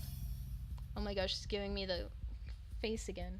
Shizune's eyes flash dangerously with a competitive glare. She stares at me as if surprised that I'm challenging her. I think maybe this is a contest to her. Hi, Supersonic. Welcome. Welcome, welcome. I never noticed before how dark and blue her eyes are. It's truly an alluring gaze. Are you sure, Hee-chan? Very sure. Ahaha! You're wrong, Hee-chan, because I don't want to be the slowest one in the class. Therefore, what's on the line is my confidence in my abilities, and the prize is the satisfaction of proving them. Wahahaha! Shizune pulls her glasses up the bridge of her nose in a very matter-of-fact way. I'd argue more, but the bell rings and she quickly gets up and picks up her bag, looking at me expectantly. Clearly just push her over. What? You wouldn't hit a person with glasses. I had almost forgotten that I was supposed to have lunch with them. Where do you want to eat? The cafeteria? Ha ha ha, that's so plain. Okay, let's go. Shizune the tsundere has a nice ring to it. It does, they kind of rhyme a bit. Kind of. Does it? Shizune tsundere. They both say A at the end. At my old school, I liked to eat outside, near the back of the building. It was a good spot, but I didn't find it until near the end of my freshman year. I wonder if there's a similar place to eat here. Misha seems to imply as much. Isn't it the roof? Are you doing a singing stream again? Probably not. Maybe. I don't know. Depends on how I'm feeling. Shizune and Misha pull me towards the cafeteria, which is surprisingly not packed. Maybe some students favor eating in classroom or outdoors. I saw some of my classmates had boxed lunches. OBS disconnecting. Let's go! After we finish eating, Misha picks up where we left off earlier. So, Hee-chan, you wanted to know about clubs and stuff, right? Right? Right, Shi-chan. Okay, I guess it makes sense to ask first. Exchanging little nods of confirmation, they turn to face me again, and Misha straightens her posture as if she is about to deliver a speech. Hee-chan, do you have anything you're really interested in? I used to play soccer, but I'm not really into it. I don't follow the teams and players or anything like that. As of late, I usually just read a lot. There's a book club, right, Shi-chan? Right, but it seems like they have all the members they can possibly have right now. Sorry, Hee-chan. It's a really popular club. Okay, but more to the point, Hee-chan, does this mean that you don't have anything already in mind? Not really. Good, great! That's great, Hee-chan, great! Ha ha ha! Wah ha ha ha! Why is it so great? No reason.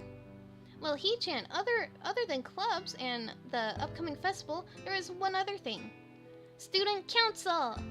I see. I didn't know the school had a student council. That was a very melodramatic setup, though, just to tell me that. My phone's vibrating. What's on my phone? One of my mangas got updated. I'm pretty sure the two of them know this because Shizune looks a little embarrassed about it and Misha is laughing. Shizune quickly retakes control of the discussion in a matter of speaking. After all, it's still Misha who has to voice whatever she says. Ha ha ha. Right. Hee-chan, maybe you should join the student council. They could use more people. Yes, definitely. You should definitely join. Why? Well, for one, we could hang out every day, Hee-chan.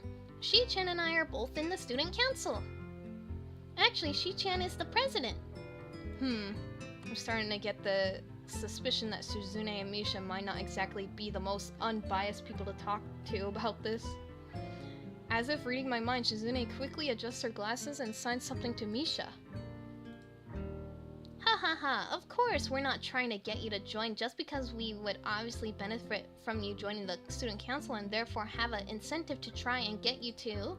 So you're admitting that. No, we're admitting nothing. I mean, Hee-chan, of course it would be nice if you joined and we'd appreciate it. But even without it all, joining the student council shows a healthy interest in the workings of one's school. Yep, it's true. Hee-chan, besides, don't you want to spend time with us after school, Hee-chan? I can't tell if she is being genuine or if it's just really good acting. Both of them seem to be trying hard to look their cutest, although they're already pretty cute to begin with. Well, so it's settled then. Welcome to the student council, Hee-chan. What? No. Ah, see, Shi-chan, of course it wouldn't go so easily. Yep, that's right. Though it would be boring if it went that smoothly. Oh well, Shi-chan owes me candy now. You have a cool nickname for that girl with the long hair? You mean the pink hair? Or do you mean like a different character? Oh, Hanako? I don't know. You were betting on it? Hey, my life is not a game here. Shizune seems very intrigued by this when Misha signs it to her. The aggressive glint returns to her eyes. Wahaha! That's interesting, Hee-chan. Let's play a game. That's not what I said. How about rich man, poor man? Hee-chan, if you lose, you have to join the student council. No, absolutely not. Aw, why not?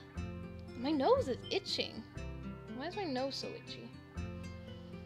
Well, because you two both have the same incentive and therefore the same goal, which is to get me to join the student council, right? Yep.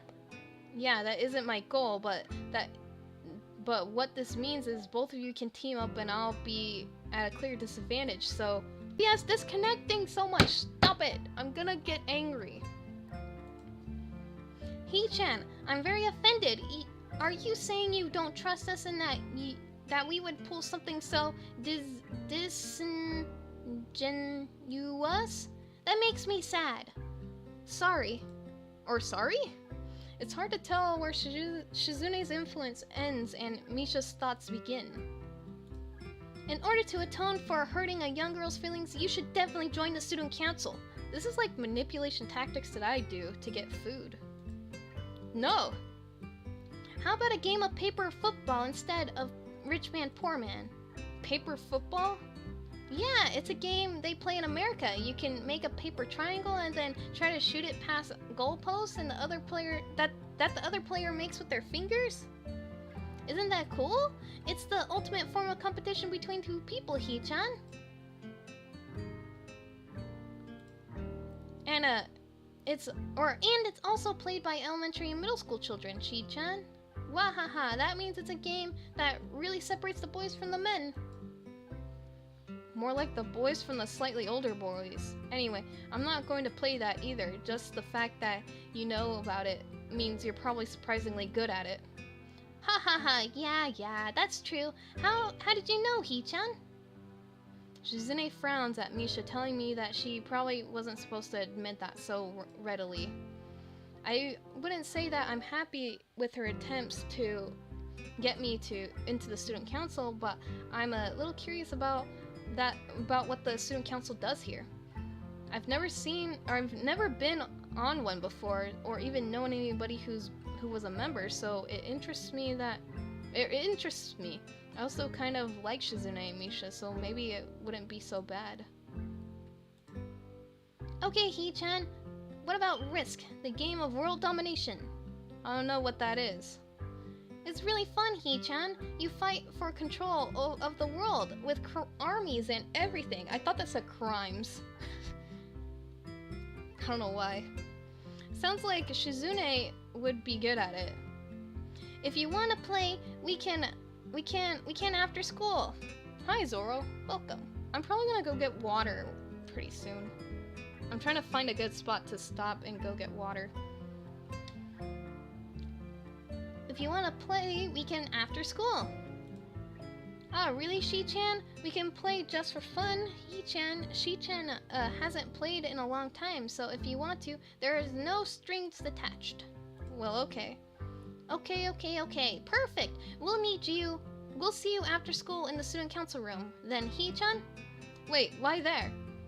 Because that's where we keep the game. Wahahaha. I grimace to tell them how much I do not like this, but it's more for show than anything. So in the end I agree, but only after getting Shizune to acknowledge that I don't mean anything concrete just by accepting to take a look around and play a game with her. Lunch ends and we go back to class. I've seen this before kinda, never played though. I'm pretty sure I recommended this game maybe. Misha is Wario. Oh my god, they have the same laugh. Look, tell me, have you ever seen them in the same room? Have you ever seen Misha and Wario in the same room? That's all I'm saying. During after-school classes, the long-haired girl comes back and sits down in her seat without a word. I think this is a good part to go get water. I'll be right back.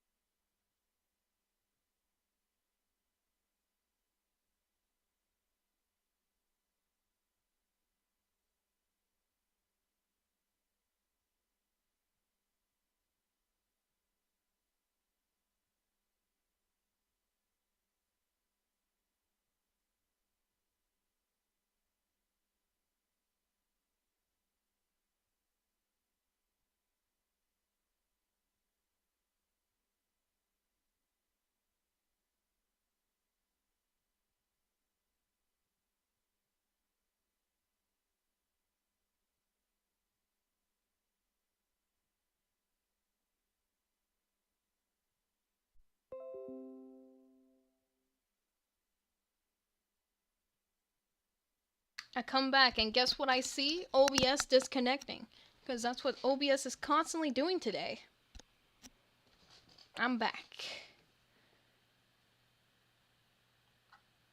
As I said, not really a game. Visual novel. Again. Again, no one seems to notice, or if they do, no one says anything. I want to ask Misha about it, but I don't want to be nosy. Yes, OBS is being stinky. After school, Shizune and Misha quickly find me by the first floor lobby and latch onto me, covering each flank in case I try to escape.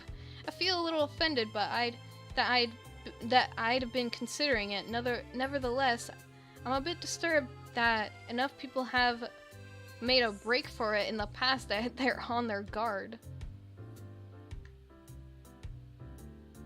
For now on, I'll call your character Denden? What Denden? What's with the escort? This doesn't make me feel very comfortable. In fact, it makes me feel like a dangerous prisoner being transported to his cell. Wahaha, what's wrong, Hee-chan? That's right. We're just going to play a game of Risk, remember? I don't know, Misha. This all seems a little sinister to me. I start thinking that when we sit down to play the game, they'll tie me down and torture me until I agree to join the council. Well, that's highly unlikely, but still hiccup. But for some reason, it just seems like it would be so plausible. Getting to the student council room is as simple as turning 2 corners from where we started. What? That's it? This makes you guys being so on top of me seem a little silly. That's not true. Hee-chan. Shi-chan says that when their life is threatened, people have shown the capability of pulling off superhuman bursts of speed. Life is threatened? Her expression unchanging. Misha signs something amusingly to Shizune, who makes a baffling face and puts her hands behind her back, looking pleased with herself. Wait, I don't know how she said that. Misha feigns deafness and hums cheerfully.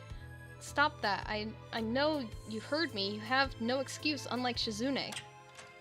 Shizune opens the door to the student council. It's a very plain, sparsely undecorated room, although it is quite large, maybe even a little larger than a classroom. Mention of tying down is some pretty good foreshadowing for Shizune's route. True.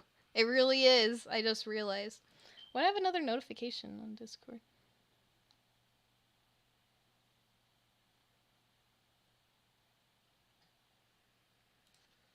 Okay, Shizune opens the door to the student council room. It's a very plain, sparsely decorated room, although it is quite large, maybe even a little larger than a classroom. There's a big table in the center surrounded by chairs and a smaller desk prominently placed in the back that I assume is Shizune's. There are a few regular desks and chairs stacked to one side as well, extras perhaps. Aside from the tables and chairs, the room doesn't have much else to offer. Just a couple of filing cabinets and bookshelves stacked in the old school records and documents. Not much else, in fact, and nothing else.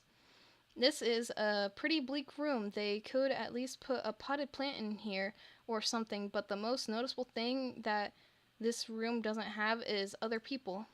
Are we early? No. What do you mean no? Does it mean nobody else is coming today? Yeah, that's right. Before I manage to ask why that's the case, Shizune claps her hands together very energetically. Hee-chan, let's play Risk. Come on. You promised, didn't you? You have to. Ha ha ha. Okay. You want to know the rules? We can explain to you while we set everything up. While Misha is talking, Shizune takes out what looks like a board game from behind one of the... Here we go, we just reconnected. One of the filing cabinets and throws it on the table. Actually, this looks kind of interesting. After Misha spends a little too long for her liking running through the basics with the somewhat vague and confusing tutorial, Shizune cuts in and declares the game has started with a decisive motion, slicing her arm through the air. Hi, Liminal Space Sonic the Hedgehog Green Hill Zone. Welcome. Shizune's aggressiveness is rubbing off onto me. I start feeling more competitive than I intend to be when I agreed to this. Halfway into the game, while I try to ponder how to defend against Shizune's assault from 2 fronts, she breaks my concentration by drumming her fingers on the table to get my attention. Hee-chan, Shi-chan wants you to know that you are taking too long to make a move. Shi-chan also says that she will let you keep Australia if you agree to join the student council. I thought this was a game with no strings attached. Just the fact that she would dangle that over my head as an offer means that she knows I care about the outcome of this game. And anyway, no. Shi-chan admires your fighting spirit and would be a benevolent dictator who will spare your people if you agree to join the student council. Ha ha ha ha. You're so competitive, Shizune. She seems to take this as a compliment. I would expect the student council president to be a little more magnanimous? Magnanimous? She doesn't seem to know what the word means or know how it's signed, so she pulls out a piece of paper and writes it for Shizune, who in return signs it back to Misha. Misha presses her index finger against her temples as if trying to physically imprint the word into her memory.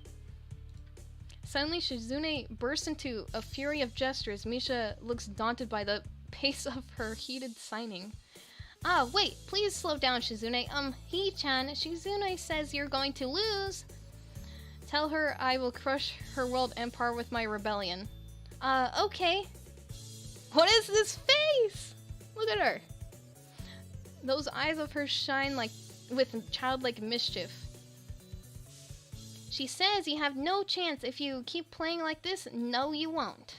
Okay. She has a point. Attack aggressively. It's a trap. It's smarter to play defensively. Okay, we're doing the Imi path. I'm pretty sure to go onto the Shizune path, we go aggressively. But in order to not go on her path, we go defensive, if I'm remembering correctly. So we're going Imi, so we need to do defensively. Defensively. It's likely that she's trying to psych me out. Looking at the board again, I have a pretty good defense setup, and I'm not going to wreck it doing something reckless. A few turns later, I lose the game anyway. Shizune adjusts her glasses victoriously and allows herself to tentatively pump a fist in the air in celebration. Wahaha! Hee-chan, you lost when you allowed me to take North America. I mean, Shi-chan, not me. Getting control of North America is ambitious because it provides a 5-army bonus, but you can attack it from 3 fronts, so you must defend them all. I thought you'd have more guts. How disappointing. Ambition, Hee-chan, your play needs to be more daring. Ambition. This is my first time playing this game. What? I was really excited when you took South America, but then you switched to playing defensively just because you gained a small advantage. That's no good, Hee-chan. You didn't take enough risks, and then when you did, you didn't follow through. That's terrible, Hee-chan. Damn, what's it to her? I played too carefully? There's no need to rub it in my face. Yeah, that's what I'm saying. First time playing this game. Why is she getting closer to me? I wonder if you'd even be good for the student council. What's this? Reverse psychology? I guess I don't have to worry about joining or not in that case. Giving up just like that? I expected more of you. Seriously, is Shizune trying to taunt me into joining the student council? Acting. Oh, yes. It's only my second day. I can't take that kind of... I can't make that kind of commitment. I haven't even taken a look at my other clubs yet, and these two, they're a little weird. Fine, I'll consider joining the council, but I want to take a look at the clubs before I decide. Really, Hee-chan? You're not just saying that to make us feel better. Yeah, I'm just not sure that I want to. Aw. Okay, Hee-chan, but we're not going to give up so easily. You said maybe. There's still a chance you'll come around. Straight up destroying his character for one move. Yeah, they really do be doing that. Come on, we could really have fun. We could play more Risk, and maybe one day you could beat me unless we graduate before that. That doesn't make me feel any less reluctant about joining, you know. Wahaha, surely you are not that horrible at board games. Maybe we can play a game you know then, to give you a handicap. I might have said that just to make you feel better after all. Aw, that's cold, Hee-chan. I take a glance at the clock on the wall and realize I spent far too long playing Risk than I expected. Sorry, I think I have to go. I wanted to go to the library. It's not closed yet, is it? Shizune scratches her head and gestures at Misha. How hard can it be to determine whether the library is open? There's a clock, right? There on the wall. It should be, unless the librarian is absent. I think you're right, Shi-chan.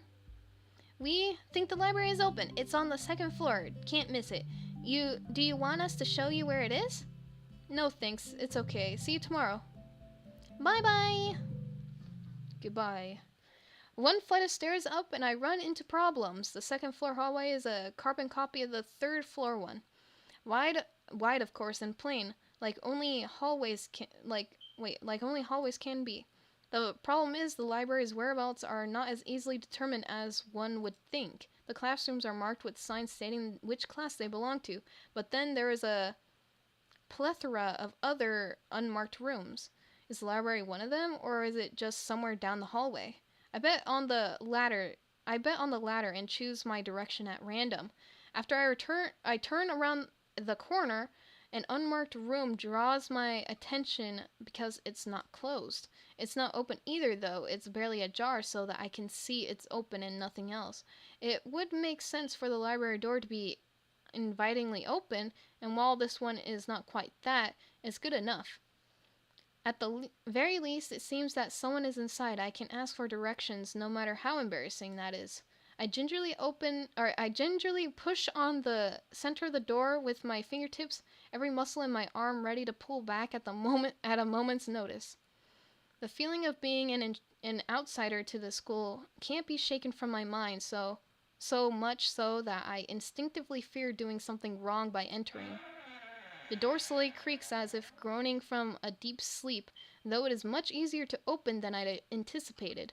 Leaning over and poking my head ever further inside to gain sight of the room as fast as possible, the meek hello on my lips is quickly snatched away.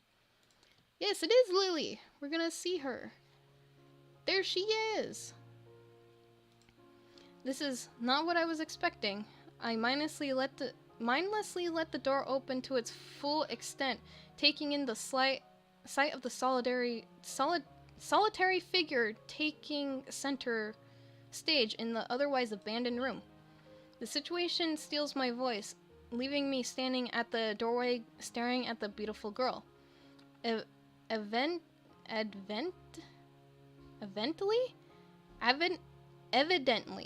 Is it evidently? Having taken her time to assess the situation, the girl gently pushes down her teacup and opens her eyes, but doesn't look at me. Hello there, may I help you?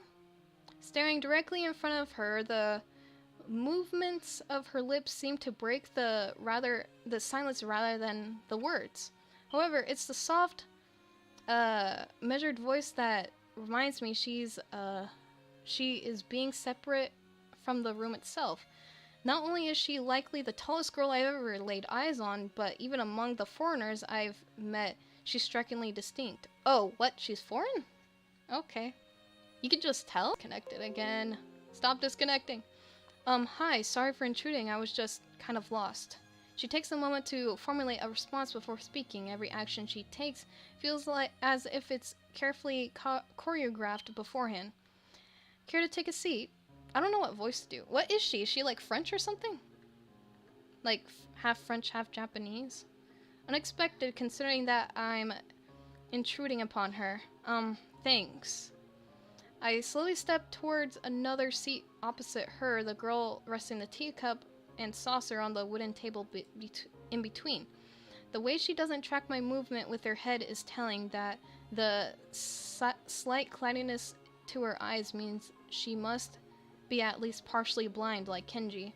Come to think of it, her voice doesn't have any detectable accent either. I guess she must be half Japanese. As I take my seat, her composure takes me slightly off guard. Her air of relaxed confidence makes the silence entirely comfortable. The calming atmosphere is so very different from the student council office. I take it you're a new student to Yamaku? Yeah, I just transferred in yesterday. I get the distinct feeling my speech patterns don't match the formality of hers, accentuated by her restrained bow of greeting. One which I hasten to match before realizing the futility of the action. I'm Lily Sato, Pleased to meet you. Hisao Nakai. She gives a nod before gesturing roughly in the direction of her teacup. Would you care for a drink? Sure. As much as it pains me, I can't keep step with her formality in the proceedings. She gives a kind nod, taking the request in stride. Without another word, she steps off the chair and... Oh god, what's wrong? Oh no. Okay. It seemed like the stream stopped for some reason. Said there was no data. I was like, oh no, what does that mean? No data? Still says no data. Is the stream still going? Oh, excellent connection. Never mind. The connection's back, I guess. Weird things happening today's stream. Without another word, she steps off the chair and prepares a second cup of tea from a collection of supplies laid out along a shelf. A brush here, a brush there. Her left hand oftenly slightly touching the side of whichever container she's pouring into. It seems to be a process she's followed dozens of times before. As I lean sideways to see around her back, she seems to use her long, dainty fingers to measure the right amount of water in the cup. It's one thing to see the different disabilities the students in my class have, but it's quite another to see how everyone seems to adapt. Shizune and Misha have no problem working together to communicate to me, and Lily herself seems to have workarounds for problems I'd never thought of. While I feel slightly guilty about her doing the work, she seems pleased to be following the correct process of the offer preparing the drink. So, her soft voice brings me out of my silent observation. Which room were you looking for? It's not often this classroom is visited after school. The library. Shizune and other classmates told me it was on this floor. She finishes pouring water into the teacup as she nods. A small metallic tapping from the teacup indicating indicating it being stirred. I'm aware of Miss Hakamishi as are most students. To be with them means you're in class 3-3, no? That's right, in the science room with Muto. She gives a small giggle before setting down the teaspoon and slowly walking towards the table, teacup and saucer in hand. He's quite a character. I imagine you'll come to like him. Most do. As she sets down the tea, I gently make it and have a sip. I'm really more of a coffee person, but this seems like a rather bad moment to bring it up. I love tea! I don't like coffee that much. Nonetheless, keeps disconnecting. Nonetheless, the smell's quite nice. I hardly think it'll be hard to choke down. Thanks, Sato. It tastes really nice. Why can't I read that? She smiles and quickly waves her hand in front of her face. Coffee? Hiccup. Coffee. Green tea. Isn't that the anime? Okay, I'm gonna get a drink of water.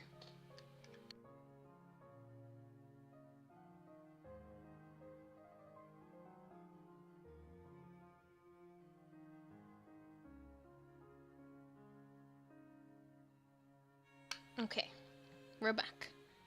Lily, please, there's no need to be so formal, or to be too formal.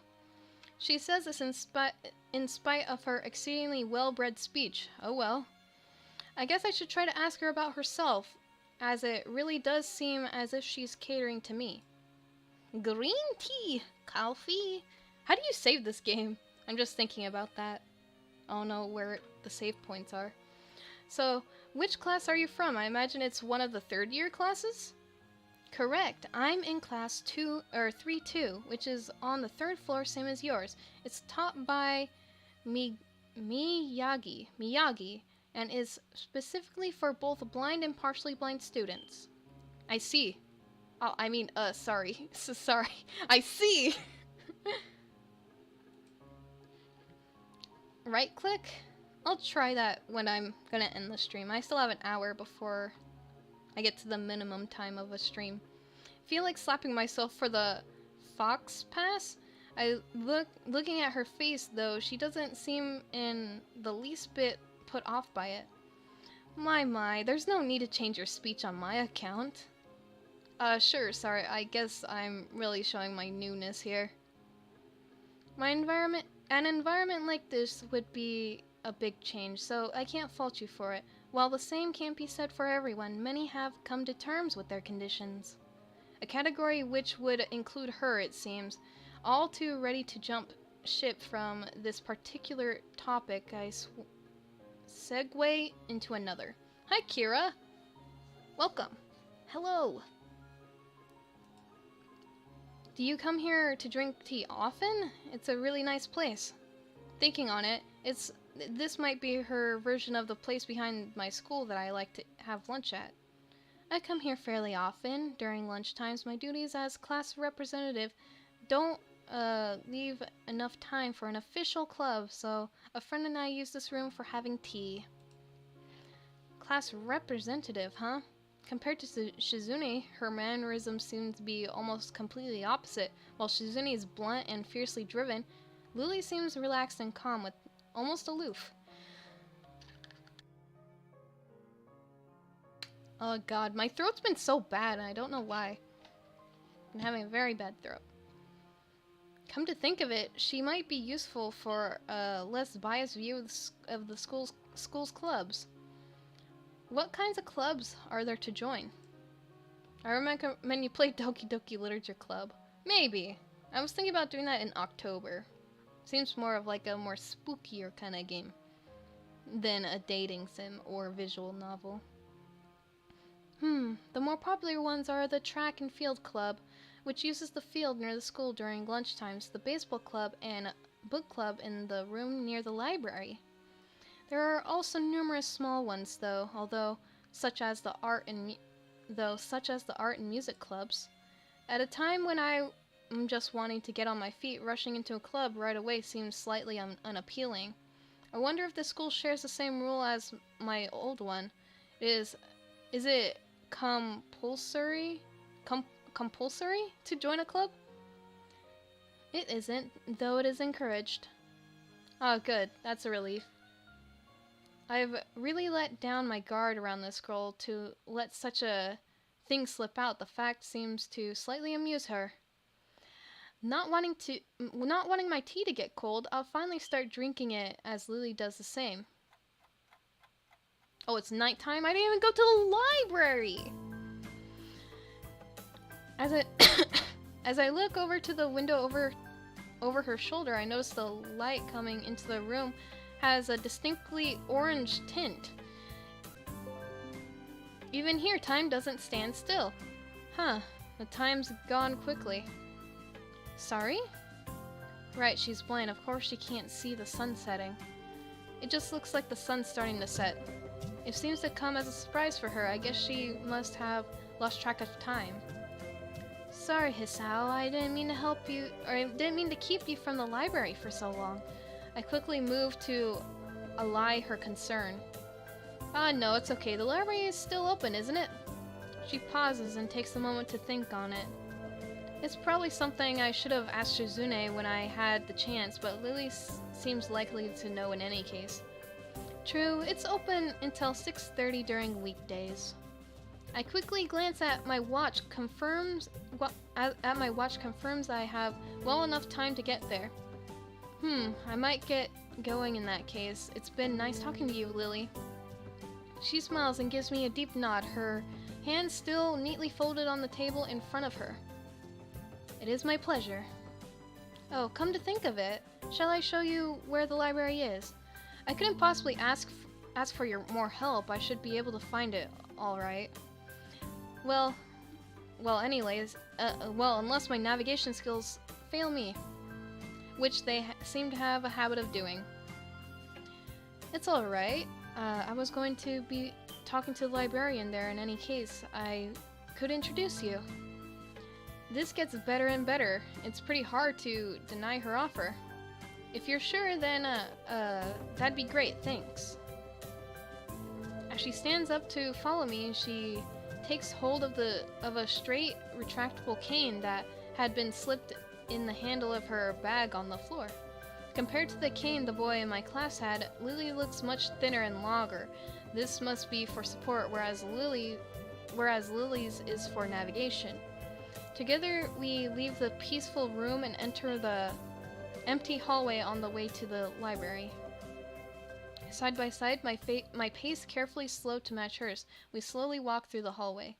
It doesn't take long for us to arrive at the door to the warm-looking room, apparently situated in the center of the floor rather than either wing. Ladies first. She gives me an appreciative smile at the gesture, taking the lead as we file in. To the left is the wooden library counter, with the library proper being on the right. I feel like I'm getting so bad at reading now because I've been reading for so long. My reading's getting bad. It easily dwarfs my old school's library, with the distinct smell of old books giving the place an almost old world air. There don't seem to be a lot of students here. Considering the time, it isn't a big surprise. Everyone's probably either in the school grounds or the dorms. Hey! Yuko, are you here? She says it to thin air once the librarian doesn't seem to be present enough, and of course Lily can't see this. And it's unexpected as what's unexpected is that it draws a reaction. Something from under the counter thuds against it, followed by a quiet wail. Ah! Or ah. I don't know how she said it. Apparently the librarian quickly crawls out and bounces up quickly. Bounces up to extremely rapid attention. Hi, Lily, how are you? How can I help you? Wait, what's her voice? Hi, Lily, how can I help you? The more you do something, the better you get. You improve as time went on. Catch on words less. I feel like catching on words more now. Her voice is stranged in a failing attempt to sound casual, and she's rubbing the back of her head. Good afternoon. What happened just now? I heard a strange noise. It's nothing. I just hit my head. See, I dropped an eraser under my desk, and while I was looking for it, a pencil dropped, and when I was looking for both of them, you came and surprised me. Are you all right? I'm sorry. I couldn't know. It's okay. Sorry for making you worry. It's nothing. I've had worse happen. She's quickly to reverse Lily's apologies, almost frantically trying to push aside the possibility that she inconvenienced by bashing her head on the counter. Yes, of course, things have happened. The girl fidgets with her fingers as Lily doesn't seem to drop her concerned expression, and then she shuffles some papers around the counter for no reason. A little shorter than Lily, replete with glasses, freckles, and a very troubled look. She seems to fit a library perfectly. Lily, did you get my message? Message? Oh, the 2 imported books have arrived? Right, they finally came. I can't believe it took so long, but... Amidst her celebrations, partially for managing to change the topic, I'm sure she notices me from the corner of her eye and freezes on the spot when she does. Oh no, I'm sorry for not noticing you before. Did you need to check out a book or return one? I'm sorry. The way she can so quickly shift between moods is a little unsettling. Sounds like me. He's with me, Yuko. This is Hisao, a new student. Hisao, this is Yuko, the school librarian. I'm pleased to meet you. Hisao, right, Hisao. Pleased to meet you too, Hisao. For a second, she visibly attempts to engrave the name on her mind so she won't forget.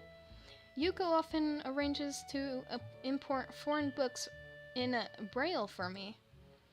Would you like to tell Hisao a little something about the library? Lily's innocent suggestion is met with an expression of abject terror. Please, Lily, I can't. I don't know what he could be interested in? This is too much responsibility. How it's any responsibility at all, I don't get, but her objection is so sincere. I don't doubt for a second that she would rather disembowel herself on the spot than tell me where the light novels are. But, so, there are a lot of books in Braille here? Librarian is the best? She is the best. I attempt to save the day by asking the first thing that pops into my head. It seems to work at least partially, as Yuko seems to not exactly relax, but at least look slightly less tense. I have been having, I've been obsessed with thinking about working in a library for the longest time. I want to work in a library, but I don't think any libraries are really hiring around here. Well, I think about a third or fourth of Yamaku's library is either in Braille or audio. Makes sense given all the blind students that'd be here. If it's only that, how come this library is so big in the first place? Well, we get a lot of books regularly because the library is adequately endowed? That's probably why. They spent more on new books than on my salary, and then I have to organize and shelve them all. It's so troublesome and they weigh so much. I wish I could quit this job. Oh, that's so sad. A very awkward silence follows this revelation of too much information. I'll go check the aisles then, if you don't mind. It's probably best for all of us she doesn't keep talking to me. Very well, meanwhile, Yuko, I would have those books if it's all right with you. My first impression was right. The library is surprisingly big. Abbling down the narrow aisles, I study the spines of the books in random order, occasionally sliding one out to read the blurb, taking it with me if it looks good. In a few moments, I have a respectable stack of books in my arms. I guess I'll never be stuck for choice in here. The normality of the library sinks in. Sure, there is a large print and Braille books scattered throughout, but is it what it is? But it is what it is, a library. It's as if the calm mood from the room I had tea with Lily with Lily snuck with us in here. Unless it... OBS? There we go! OBS took a while to reconnect that time. Something about that puts me at ease, just like before. I reach the end of the aisle and find a collection of desks set up for study or personal reading. Going a little further, though, I discover a nice quiet corner at the back. While the rest of the library has the odd student sitting in a desk either reading or stealthily sleeping, the back is pretty much deserted. As I glance around, I see someone who I recognize sitting on one of the several beanbags. It's Hanako! Let's go! It's the dark-haired girl from my class, the one who snuck out of the classroom earlier. She's reading a book, keeping it close to her face, which makes her look like she's really into it.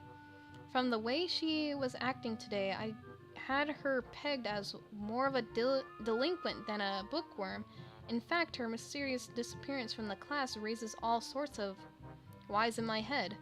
Intrigue floats slowly but surely towards the surface, and before I know it, I'm walking towards the mysterious long-haired girl.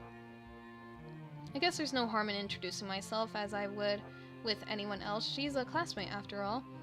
Walking over to another beanbag, I take a seat and lay my books beside it. The girl starts looking scaredly at me from underneath her fringe. This is the first time I've seen this girl this close. Underneath her long, dense bangs, I can see the part of her face, at least a third, if not a half, is pretty badly scarred. My eyes are immediately drawn to the scars, subconsciously peeking past her hair until they meet her own eyes. For a second, I am shocked and divert my eyes to the book in her hands before I realize that looking away probably only makes it worse. It takes too many seconds to collect myself and remember that I walked up to her for... Wait. I walked up to her. What to her for? I don't know which one to go with. How do we approach her? If we just do, "Hi, I'm new here. Hisao Nakai, we're in the same class." Is that too forward?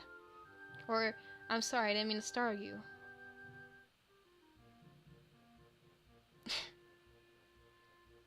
Imagine seeing her IRL and saying her name loudly, saying, "Let's go." She would be startled beyond belief. Yeah, wanna go, let's go!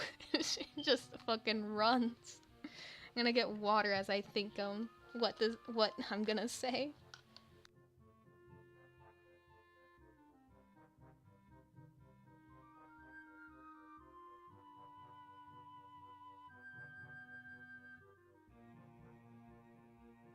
I think I'll say, "I didn't mean to startle you." I don't know. Or should we act like we're not startled? I don't know what to do. Should we act like we're not that we didn't notice that we startled her, or should we say that we noticed it? I'm not sure. I don't know. Let's see. I'm just gonna say, "Sorry, I didn't mean to startle you." Sorry, I didn't mean to startle you. It's okay. The girl certainly doesn't look like it's okay, but I let it slide. So, do you mind if I sit here? She seems to be very uncertain whether it's okay or not for me to sit, but finally she nods just a little. Okay. I don't know what voice to do for her. I take the seat next to her and she hides herself behind her book. Life of Pi, never heard of it. I've seen the movie. I thought the movie was good. I don't know. Maybe I should read it. So, sorry again for startling you. I'm Hisao. She looked up from her book, stalling a little bit before replying. I know. We are in the same class. Her speech is distilled and so quiet that it is barely audible even in the still library. Somehow I think that my delinquent impression of her was wrong. Hanako, I'm Hanako. I resist the urge to say, "That's a nice name," just to have something to say, but really, it's the only thing that I can think of. I feel like an idiot. Everyone here must be used to being different to each other, and here I am, being all bothered and fussed about that kind of thing. Don't let me interrupt your reading. I'll just check these books, if you don't mind. She nods a little and sighs a little sigh of relief. So I try to read the covers and the introductions of the book I pick up, and she buries her face in her book. Uncomfortable silence consumes us. My eyes still wander to her direction, and I sneak peeks at her flowing hair and the scars it's hiding. After a while, I realize that she's doing the same thing and only pretending to be immersed in Life of Pi. Her gaze is not inquisitive at all, though. It darts around like a scared rabbit. When our gazes finally meet, the chain reaction is unstoppable. Oh shit! She stands up forcefully from the beanbag and takes a deep breath. I'm gonna go do something! She has the best hair. Yes, I do like... She does have really good hair. Very long. I'm trying to grow my hair out, but I always cut it. I might cut it again. I'm thinking about getting it trimmed, though. Not cut it fully. Without warning, Hanako takes off and runs towards the counter. Her hair-like takeoff catches me so off guard that I don't manage to go after her until she has a good head start. By the time I reach the counter, she is nowhere to be seen. Lee and Yuko are happily chatting away. Knowing that I won't be able to catch Hanako myself, I approach the girls. Hey, did you see or notice a girl run past here? Maybe. What did she look like? Long hair, kinda shy. She had, some scars on her face. You wouldn't be talking about Hanako, would you? Yeah, that's her. I saw her reading and tried to talk to her, but I think I scared her off or something. Oh dear, Yuko. Would you excuse me? I'd better try to find her. Sure, I'll just hold on to these until you come back. What's going on? I'm sorry, but I have to explain it to you some other time. Right, I'll see you later then. Lily hastily grabs her cane and hurries out of the library, leaving me alone with Yuko. I don't think I'll ever get the hang of this place. Did I do something wrong? What did you do? Nothing. I was just looking for some books and then she got this fit and ran off.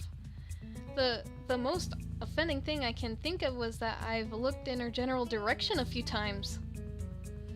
Well, she is a very timid girl. You have to be very careful around here. She can be very jumpy, I think, and she's not accustomed to talking with other people. Isn't that a bit strange? I wonder, is it just how she is? It's just how she is, I think. Yuko doesn't sound all that convincing. Then again, maybe this is just the norm around here. Everyone has their own problems, or else they wouldn't be here. But how should I deal with these people? Forcing myself to act normally or overly casually only makes me feel phony. Like I was supposed to be ignoring the elephant in the room. Yuko fidgets, looking like she wants to say something to that, but resists it. I think it's an elephant only if you feel that way. I guess she doesn't have the good sense of self-restraint. It makes me smile and she blushes heavily. What? Did that sound stupid? No, it sounded really wise. I guess you're right. It's more about me than anyone else. Neither of us have anything to add, so Yuko fills the silence by shuffling some papers around. People who have papers on their desk really like doing that. Do they? I guess I never had papers on my desk. I don't have any. There's some playing cards here. I could shuffle some playing cards? I can't shuffle. Did you find any books? I should be closing soon. I mean, the library should be closing, but I have to do it. I hope that's not too inconvenient for you. Oh yeah, I want some books, but I left them over there because I'll just go get them. I fetched my stack of books from beside the beanbags where Hanako and I were sitting and returned to the counter. Wow, you read a lot, don't you? I surprised myself with that too, honestly, at least when I really think about it. I had a lot of free time earlier this year, so I just kind of started reading to fill that time. I couldn't do much else. I love how all the roots in this game have undertones of self-love despite flaws. It's really special. I don't really remember this game, but I remember liking it a lot. I remember I saw Hanako's path, Imi's path. Who else did I see? Rin. I saw Rin. Yeah, I remember liking it a lot. I hope I get to see the self-loving, despite flaws. I had a lot of free time. Alright, I read that. I see. But she doesn't say anything else and just checks out my books for me. I guess this is what they call tact. Tact? Holding the library books with one arm, I trawl my pocket for the key to the door. A sudden sound from behind startles me, making me nearly drop the books I'm carrying or the key that I almost managed to get into the lock. Who is it? Oh god, it's Harry Potter again. I turn around and see who is talking to me. It's Kenji. He seems to be in a friendly mood, although the light glint off his glasses in the dark gives him a sinister look. It's just me. This makes him pause and lick his lips nervously. Who is me? I don't know anyone called me. Are you some new guy again? His voice is suddenly strained and quick. Yes, but we've met before, yesterday. I don't think so. I don't remember someone who I met only yesterday. When was that? What day is it today? I try to ignore him. Is he joking or what? Prove that we've met before. You live across the hall. You're Kenji. Kenji jumps back, his eyes filled with an uncomprehending fear. How do you know my name? Damn, this can only mean one of two things. Either we met, or you are telling the truth, and I just can't remember it, or you are a spy. Oh my god. Kenji seems like he'd murder someone. He pauses. A psychic spy. His eyes dart around me, trying to peek into my room, although it's hard to believe he can see anything through those thick glasses. His mood swung... What's up with my mouse? His mood swung from friendly to manic in less than a minute. I'm not psychic. How do I know that? I'm not a mind reader. Kenji points a finger in his face, damning, what? Unlike you! Stop that, man. We met yesterday. What's wrong with you? I live in this room. Lies! If you think you can pass as Hisao because I'm legally blind, you are sorely mistaken. You don't even look like him. I mean, the resemblance is real slim. Maybe at a distance, but who do you think you're kidding? I want to grab him by the shoulders and shake him, exasperated. I rub my eyes and let out a heavy sigh.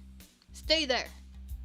Kenji comes closer, one careful step at a time. I stay still, lest he assault me physically, although I doubt he could do much damage, even if he did.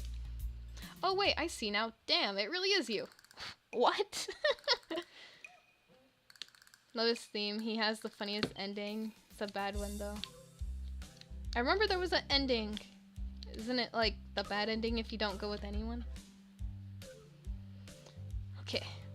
Sighing again, and then once again for good measure, I step backwards just in case. What's up, man? You don't look too good. I think something wrong? I don't know, I just had something stupid happen to me. A few stupid things, actually, even if you discount this one. I can't get a proper touch on other people here. I have no idea if it's because of me or because of them. I don't know why I'm telling this to Kenji. It's not like he's had any contact either. That's rough, dude. Yeah, I'm sorry about calling you a psychic spy and all, but you can never be too careful. It's the hard reality we live in. I'm slowly starting to think that Kenji isn't necessarily living in the same reality as the rest of us. You see, this is how it is, this world. There is no justice, you see? Even when I lose, I win because I don't lose the lesson. What? What does that even mean? It doesn't matter. He disses it flatly with a wave of his hand. So what happened? Why the long face? Do you have a long face? It's nothing. I just scared some girl off accidentally. Literally too. She actually ran away from me. It was my fault, really. I think I'm not really used to all this yet. A girl? A cute one? Oh wait, maybe Kenji is straight. But I thought... Why did I think he was gay? What? Why did I think that? I don't know. I'm remembering this game wrong. Cute? That's a hard question. She might have a nice body and really beautiful hair, but the face... Hey! Don't say that about Hanako! She's cute. I guess it could go either way. She was cute. Yeah, Hanako's cute. Yeah, cute, I guess. I knew it! There are a lot of cute girls here. I stream a strangely disproportionate amount. I believe this is one of the dark secrets of the school. I tried to warn you, man, but you didn't listen. I don't remember any such warning. He's into bromance. Oh, okay. So, maybe I'm thinking correctly. I don't remember. We'll see. I'll see after I play this. Dark secrets? Yes, dark secrets. Extremely dark. Like a black hole. Have you ever noticed that the number of girls in the school is slightly but significantly higher than the number of boys? It's like 60-40. He turns his head to the left and stares off into the distance at nothing. Why is it like that? I mean, to the untrained eye, it doesn't appear to be that bad, but that is a full 20%. One would think that the school with such a huge pool of women would be a man's dream, but no. What am I about to tell you could blow your mind. Are you ready? I don't know where this is going, but I think I won't be missing much by cutting out now. No, I'm not ready.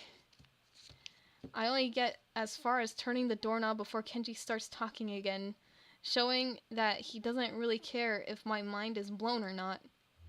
I believe that this school is a battleground, the site of the feminist infiltration. This disparity in the number of men to women is a clear sign of how far they have come. In case this Cold War turns hot, they will have superiority in numbers. He's realizing slowly that he's a side character in a romance. He is. He's realized. Just another skirmish in the internal war against the forces of the feminists. They're everywhere in Japan. Women outnumber men. It's not a 60-40 split, but it's only a matter of time, man. Hi, Ice Croco. Welcome. What is this? This is a visual novel that I'm playing. Even in America, women are the majority by a hair. They're building up their numbers in the past. The buildup of the military has always been the clearest sign of imminent war. You're Smug V, by the way? Oh, I remember you. Welcome. Welcome back. Japan is just the first step. Our economy is badass, and the country itself is small and isolated. Yet a huge part of the Pacific is, in terms of political value, the perfect target. They are so cunning, as expected of women. Soon, the day will come when Kenji's voice trails off ominously. That is why you can't trust them. They can string you along and then kill you, just as they killed me. You will end up just like me. Wait, how? He's dead? At least the Capsa kid are safe now. I'll eat the chicken. Oh, hell no. Oh, hell nah. I can't stop myself from blurting it out. Hey, what the hell does that mean? You said it, not me. It's the best I can think of. So, you're not supposed to say something like... you're not supposed to say something like that? Damn, so rude. Where was I? Oh, yeah. Vast feminist conspiracy. Stop it. Stop. I lost you way back there somewhere. Somewhere around feminist infiltration. They don't taste good. They're spicy. I love spicy. Too hard to follow? It's cool. I have some graphs and stuff in my room. And puppets. You like puppets? Oh god, he's lost it. No puppets. You don't like puppets. Okay, graphs are still cool, right though? He speaks energetically, responding almost before I'm done talking, moving his hands in an animated way as he continues to rant on. This is too strange. I had him pegged as relatively normal, but it's clear that I was wrong. I forgot he was like this. He's so funny. I find Kenji's character so funny. Something on your mind, dude? Just thinking about what it's like to be the last sane person in this insane world. Kenji frowns, looking deeply upset. You mean that's you? That can't be, because I'm the last sane man in an insane world. That is my dream. You can't just steal a man's dream. What the hell? There can't be two last sane men. It would invalidate the whole last part, and that part is kind of important. There can only be one, like in the foreign movie where they could only be one, and in the end there was only one dude left, because that's the point. Kenji is the main character. Ghost pepper spicy? I love spice. I love spicy. I've never seen anyone talk so heatedly and so defensively about absolutely nothing before. Anyway, if you wait here, I can get my graphs. I can also have a list of the other dark and complex conspiracies that this school holds as tangled as. Quick, finish my analogy for me. Be a pal. I'm going to go to bed now. It's extremely late. That doesn't sound like an analogy, but whatever. I like you. You seem like a cool dude. Most people don't understand what I'm talking about when I try to explain the vast feminist conspiracy to them. Denial is a terrible thing. Later. Thanks, Kenji. He claps me on the back and then vanishes into his room so quickly and quietly, it's like he didn't even open the door, but instead walked right through it like a ghost. You need to shine and hunt Foyo Coco today? I was about to say congrats. I was gonna say good luck on getting a shiny Foyo Coco. I don't know if I can fully digest what just happened, so I give up and just go to my room, kicking off my shoes before falling face first into bed. It takes me some time to relax. I get up so I can get started on homework. It's because the sheets are cool and comforting against my cheeks, and it feels good just lying there with my eyes closed. The school is like some kind of bizarre, surreal island. It's isolated on top of a mountain, and each person is a stranger than the last. You're eating Doritos to get good luck? How does Doritos give you good luck? I just can't seem to fit in. That's what irony. One would think that fitting in a place that's made for people who are unfit for anywhere else would be easy. Maybe I'm trying too hard. Although I say that, it doesn't help take the edge off. The words are left echoing off my empty walls. I guess it's not as bad as I expected, though. It's, this place really is more a school and less a hospital pretending it's a school than I thought it would be. But they're red and might bring normal Fuecoco. I mean, I feel like getting a shiny in Scarlet Vite's a lot more easier. So good luck. I think you'll get it. Cool Ranch brings the good luck. Yeah, you gotta have Cool Ranch. If nothing happens, the scenery is beautiful. I open one eye, seeing the school books and bottles of pills arranged side by side on my desktop. Maybe this place is too much like a normal school after all. How long have I been streaming? Oh, it's been 2 hours and 40 minutes so far. Maybe this place is too much. Oh, wait, I said that. Shoot, I ain't got Cool Ranch? I'm sure not. Are you eating the nacho cheese ones? Maybe they'll bring good luck. Here, I'll give you good luck. See, I'm telling you good luck right now. You'll have luck now in getting shiny Fuecoco. I'm sending you a vibe of good luck right now, okay? I'm sending you a vibe. A good luck vibe. It was sent. Now you have good luck. I feel very tired this morning, probably because yesterday itself was a very tiring day. On top of that, I woke up far earlier than necessary. After saying hi to Shizune and Misha, I started doing the work as instructed from the board. It already looks like today is going to be heavy. It's a pink Dorito flavor? What's a pink Dorito flavor? They have a pink Dorito? I've never seen that. I don't think there's a pink Dorito. I got a problem with that now, though Shizune and Misha might jump on me trying to get an answer about whether or not she decided to join the student council, even if it's just one day. I wouldn't put it past them to try. I don't have an answer for them if they do, so this situation is convenient for me. What, the easy fix? You drink pink milk. You just drink pink milk? I drank blue milk the other day, you know, from Star Wars. I drank blue milk. It was pretty good. Kind of tasted like ice cream. About 10 minutes into class, Hanako walks in and takes a seat, but no one looks at her. The teacher doesn't even comment on her lateness. He does, however, stop us to say that we're going to break into groups again. I turn my head and see Shizune and Misha are looking at me. Shizune gives me a smile that is equal parts cute and menacing. This is a smile that says, "We have you now. There is no escape." Hee-chan, it looks like we're together again. Yay, yay! Misha leans sideways while Shizune pulls her desk closer to mine.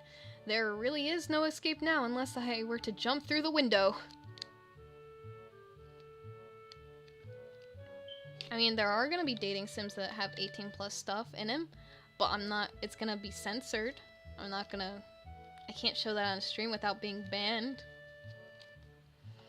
Misha leans oh wait, did I read this? Yeah. Jumping out the window isn't the best option, sadly.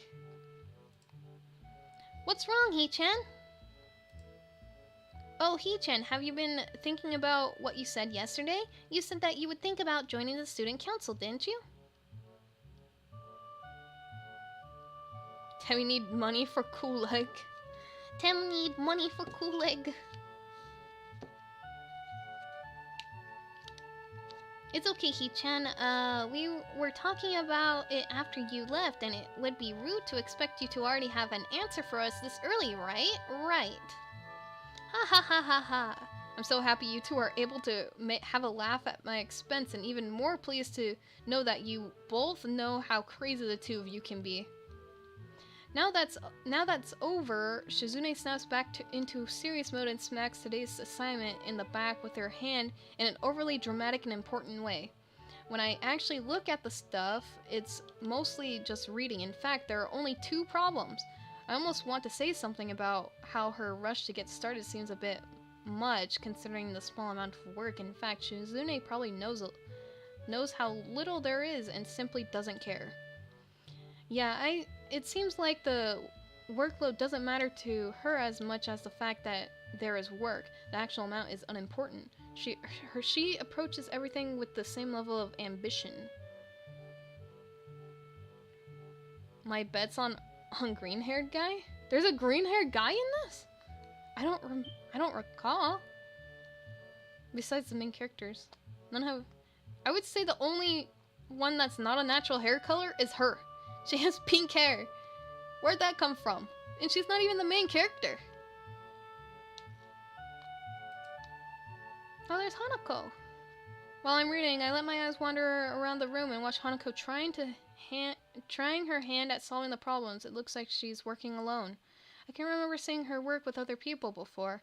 Thinking back at how shy she is, it's understandable. She's just like me for real. She's just like me for real. When I'm at college, I don't work with anyone because I'm too shy. It's so sad. Hey, that girl over there. Huh? Who? Hee-chan? Her, Hanako over there. Does she always work alone? Why would I play Honey Pop in a Discord call? I don't... The only person that I show Honey Pop to and play on screen is with Angel and Michael. Those are the only 2 people that I let them watch me play Honey Pop.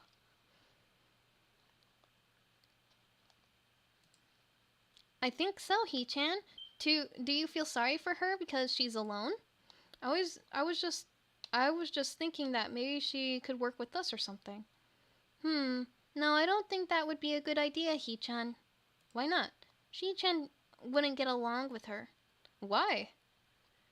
Misha shuffles around the question, letting out a laugh that sounds very strange. It's nervous, but it still has the lighting up and down quality present in everything she says. I mean, I'm not really into the horny aspect of Honey Pop. I just think it's funny that I could say I've 100% every single Honey Pop game. That's all I do it for the meme. I think it's funny I could say I've 100% these games. Because for a lot of characters, I don't really feel sexually attracted, really. It's weird. Like, I could say that I like the design of them, but I wouldn't smash them. Like, I say smash as like a joke, but like, I don't know. It's hard to explain. Just because, Hee-chan. By now, Shizune has noticed our conversation. It makes me realize again how Misha has been signing everything she has been saying this whole time. The game is hard. It is. Okay, I was able to 100% Honey Pop and Honey Cam. I can't do Honey Pop 2. I've been trying to for so long. I can't get past the Nymphogen. They're too strong. Welcome back.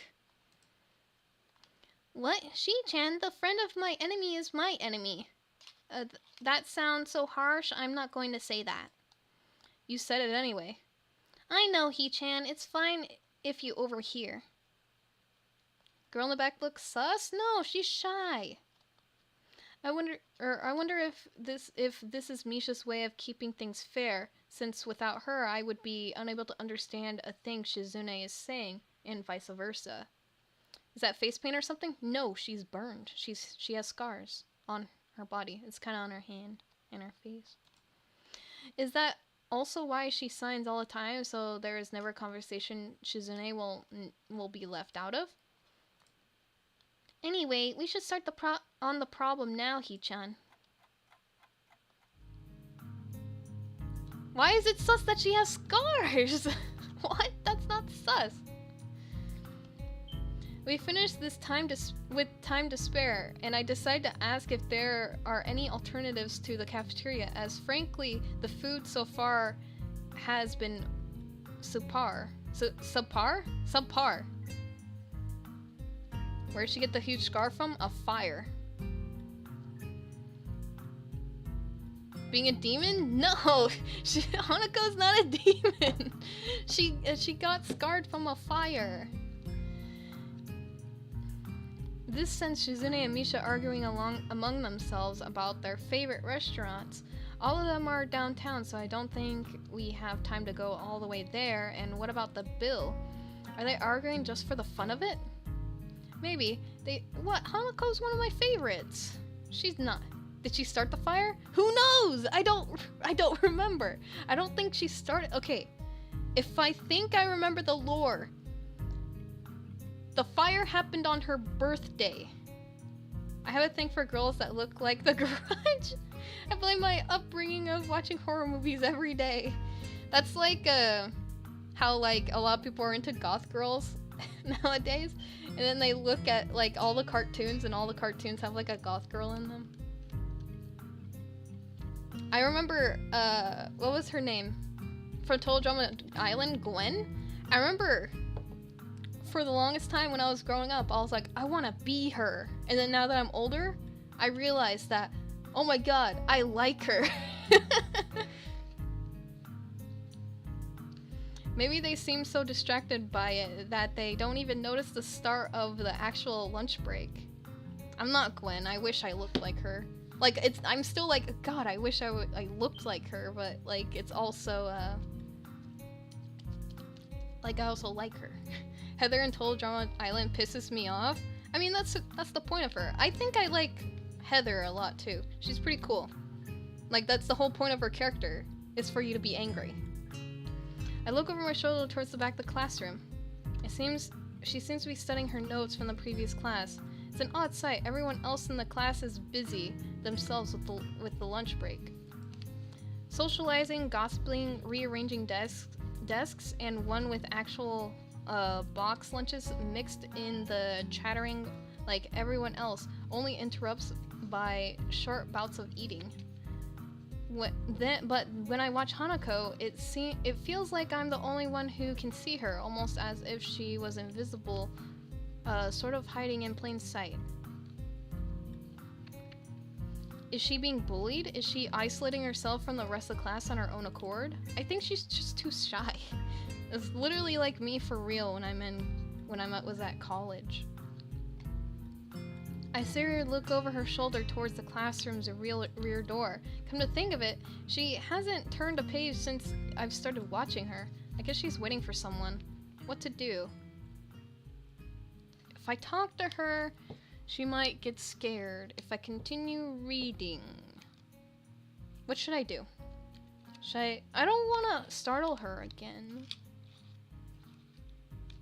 So I'll continue reading my book. I don't want to startle her. She's just like me for real. She's just like all of us, man. I'm gonna continue reading because I don't want to startle her. I do what I always do when I don't know what to do. Like now. I've already started on one of the books I borrowed yesterday and took it with me to school to fill the empty moments between classes.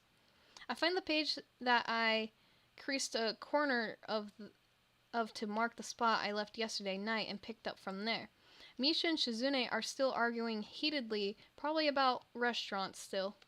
If I joined them, I'd get caught up in that, or worse, get grilled about joining the student council. Misha isn't speaking aloud since there is nobody who'd need to hear what they are talking about.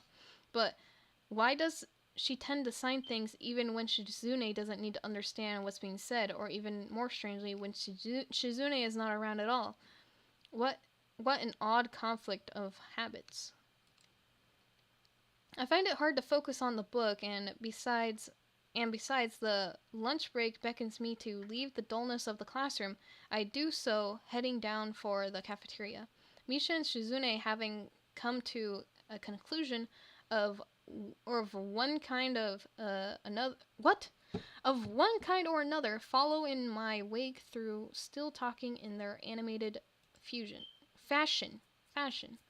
Just around the corner of the hallway, something hits me in the chest with the force of a runaway train. Oh, we're meeting the girl we're gonna romance. Ouch. There she is! Opening my eyes, I see a pair of saucer-like green eyes looking up at me. It's Emmy! Let's go!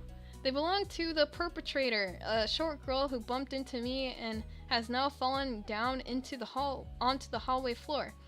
She wears a PE uniform and a very worried look. The former strikes me as a rather strange thing to have on during a lunch break. More strikingly than that, although, is that she doesn't have legs. Or she does, but they are not flesh and bone. Her pale and very much flesh and bone thighs end in shins and knees made of some black metallic or plastic-like material. They look disturbingly artificial and unnatural. It almost makes me forget that my chest is hurting. Hi, Captain Peace II. Welcome. How are you doing today? I'm doing alright. I'm kind of tired and hungry at this point. Zooming in. What? I wasn't zooming in. It's the game. I thought you were gonna say Immy has zoomies. She's zooming. The girl winces a little, rubs her nose and jumps up. Aw, man. Or what's her voice? Oh man. Hey, are you alright? Sorry about that, really. I wasn't working where I was going and you just came out of nowhere. Sorry. She's looking really apologetic. In the hurt puppy way of looking apologetic. I quickly forget about being angry or anything since hurt puppies are my weak spot. It's okay, sorry about it. Ouch. Oh shit, I'm about to have a heart attack. A girl talked to me. I say that, but there is a stinging pain growing in my chest and I know that this is about the biggest possible danger for my condition. Don't overexert yourself, don't forget your medication, and most of all, don't get hit in the chest. I try to rub my solar pelvis to chase the pain away, holding my breath in an attempt to hear my heartbeat. Oh god. When I talk to a girl, I have a heart attack. It seems normal. No, it's okay. Immy, I have a heart attack whenever a cute girl talks to me. Hey, should I get the nurse? The worried high-pitched voice of the girl snaps me out of it.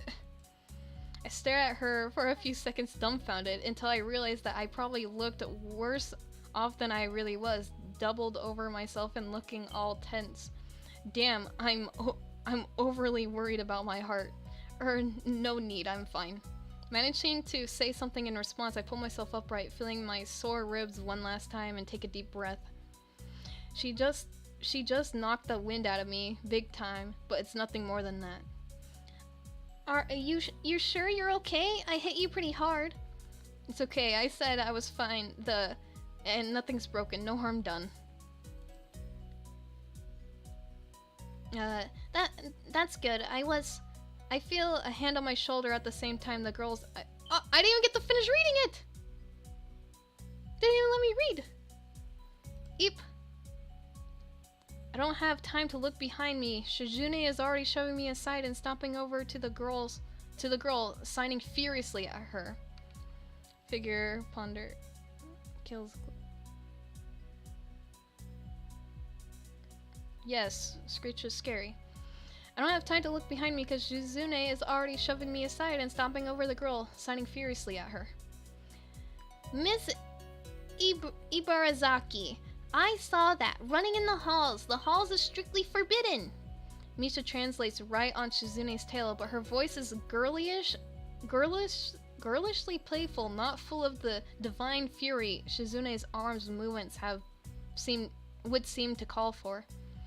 Sorry, I was just going to get some stuff and I was in kind of a hurry. You've been told this 1,000 times before. Your reckless behavior endangers other students, and even worse, it's explicitly against the school regulations. That is true. You can't be running in halls where other people are disabled.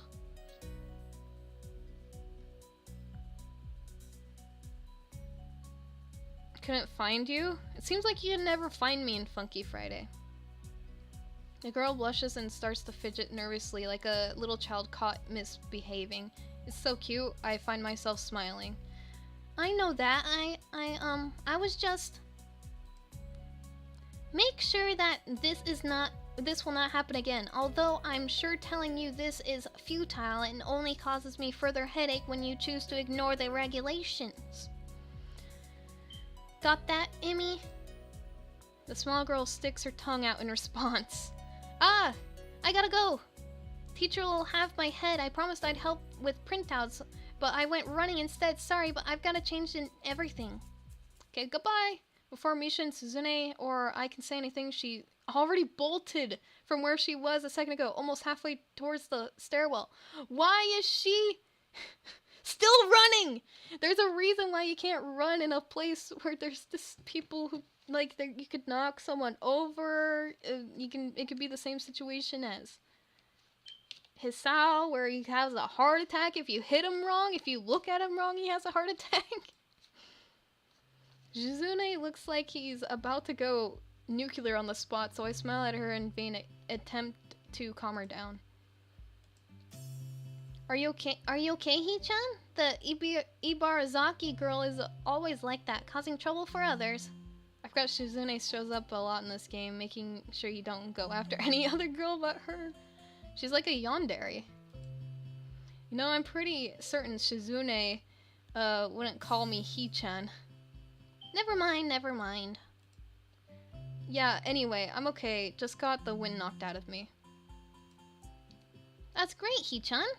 I wouldn't call that great, but I let it slide that one time. We have to run now. There is an important student council meeting regarding the festival, and we've finally decided where to eat. Too bad you can't join, but this lunch meeting is only for council members. We can take you there some other time, but that'd be like a date, wouldn't it? Wahaha! The girls leave for downstairs. I didn't manage to get far from the third floor hallway before all this commotion struck. Literally, I should get going as well. The lunch and the afternoon class passed uneventfully. I read most of the book I had started yesterday and eat some of the mostly inedible offerings of the cafeteria. The class is tiresome. The teacher seems like an okay person despite the weird first impression I got, and the material is relatively interesting. However, the way he teaches is really bizarre. It's as if he expects that everyone is a natural genius. I don't like teachers like that, where they expect you to already know everything. When the final bell sounds, I realize that there is still a lot of time left in the day, and I'm left wondering what to do. It's odd. At the hospital, I had 24 hours a day of free time, but here, filling the considerably shorter hours feels difficult. Everyone else leaves, and I'm left alone with the teacher. Muto is examining the assignment sheets we were working on earlier, marking them with a red ball pen.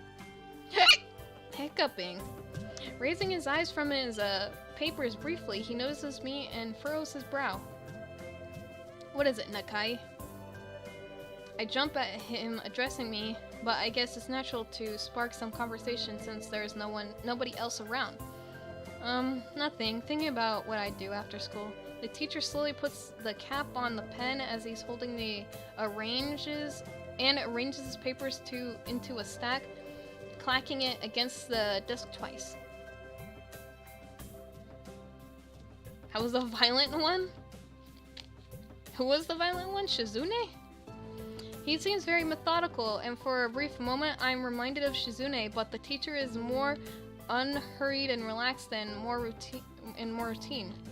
You have no plans?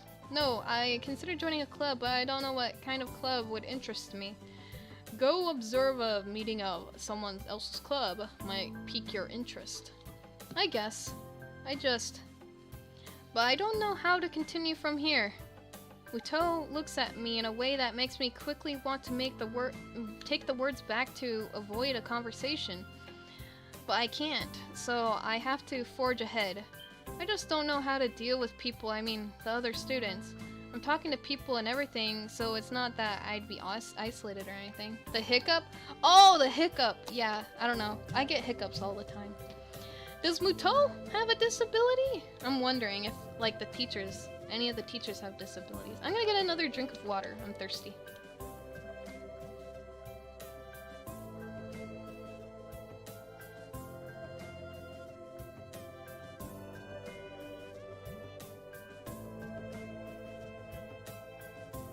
Okay, I'm back. I just don't know what to think about the disabilities. It's like, it feels like I'm being impolite if I pay attention to them, and it's weird to ignore them. Damned if I do, damned if I don't. The teacher scratches his cheek absent-mindedly, looking very unresponsive. These things are only an issue if you make them one. I'm guessing Muto doesn't have a disability. He's probably just worked with people with disabilities for so long. You can talk normally with someone even if they are blind or something. Why to try to look behind the superficial? There's not a single student here who isn't just a normal kid behind whatever they might seem at first glance. He says the same thing as Yuko did. I know they're right, but it's hard. How do you not consider, for example, Shizune's deafness when the only way to communicate with her is to talk through Misha? Or Hanako, it's not like you can ignore her face. But I'm interrupted by the door of the classroom suddenly slamming open. Oh, teacher! Misha crashes in, hands straight in an enthusiastic greeting, her voice loud and lively enough to wake the dead from their graves. She starts towards the teacher's desk with her bouncing step, hands energetically swinging with the rhythm. Muto, visibly dismayed at the interruption, and Misha in general, slumps in his chair. Mikado. Misha stops in her tracks and looks around cluelessly as if she's sensing from his tone that something is wrong, but has no idea what. Yes? We have talked about volume control before. Yes! But she doesn't lower her voice at all. The teacher just rubs his eyes. So, what is it?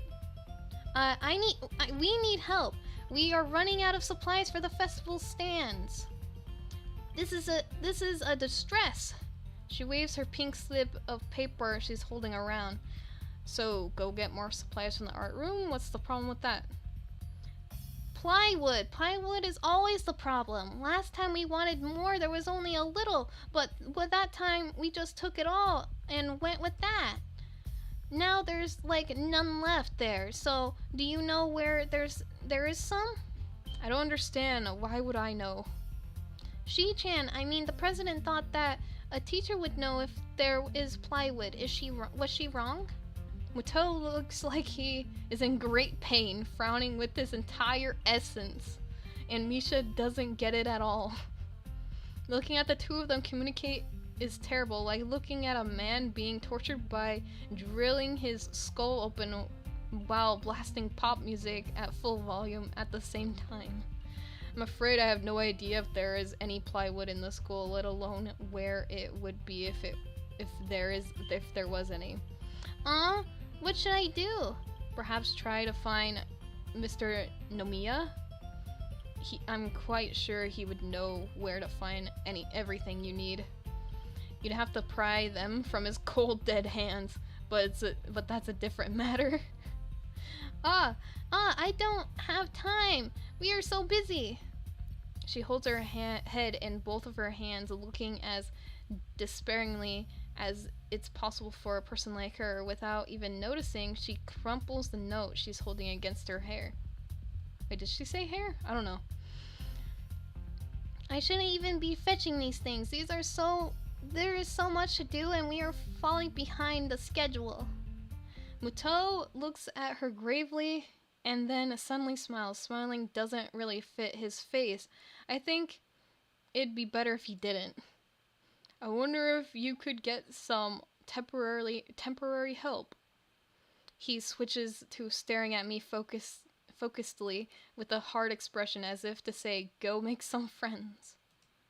And I guess I can give you a hand. You can? Thanks, He-chan. You're really nice. She pauses, does a double take, and then points at me with her finger, yelping, "Ah!" and looking very puzzled. Come to think of it, what's Hee-chan doing here? Class is over. You should be having fun. We just had a little chat. Oh no, I'm not. It's not detention, is it? Are you in trouble, Hee-chan? No, I'm not. Is Hee-chan in trouble, teacher? What? No, he's not. Wuto sighs deeply, and I feel that I have to help Misha to get her off the teacher's back. So, what do you need? Here's a list. I can try to find the plywood from somewhere if there's none in the art room. She offers me the note she's holding. I take it, hesitating a bit. I said I'll help you, but this has no implication on whether I'm joining the council or not. Aww. Still, thanks, Hee-chan. Try to be quick. We are in a stall building streak now. We must hurry, hurry, hurry. She bounces out of the classroom, leaving me and the teacher looking at each other with something that feels like a silent agreement. Well, there you have it, Nakai. You have something to do now. Please don't sound so smug. Looking at the list with the number of items ranging from paint to plywood, all written with small, neat handwriting that is undoubtedly Shizune's, I heave a sigh. Sal the gangster with heart of paper machine. What? I'll be going then. Waving the long list, limping at the teacher, I exit the hallway. The classrooms closest to ours are designated belong to class 3-1 and 3-2 on the right side and 3-4 on the left side, each door looking exactly the same. Further down the corridor, still with identical doors, are rooms that I didn't think were used for classes. I guess our room is not a classroom as much. I carefully push open the furthest door and peek in. It's a classroom, but it seems rather badly kept or not in use. Am I in the right place?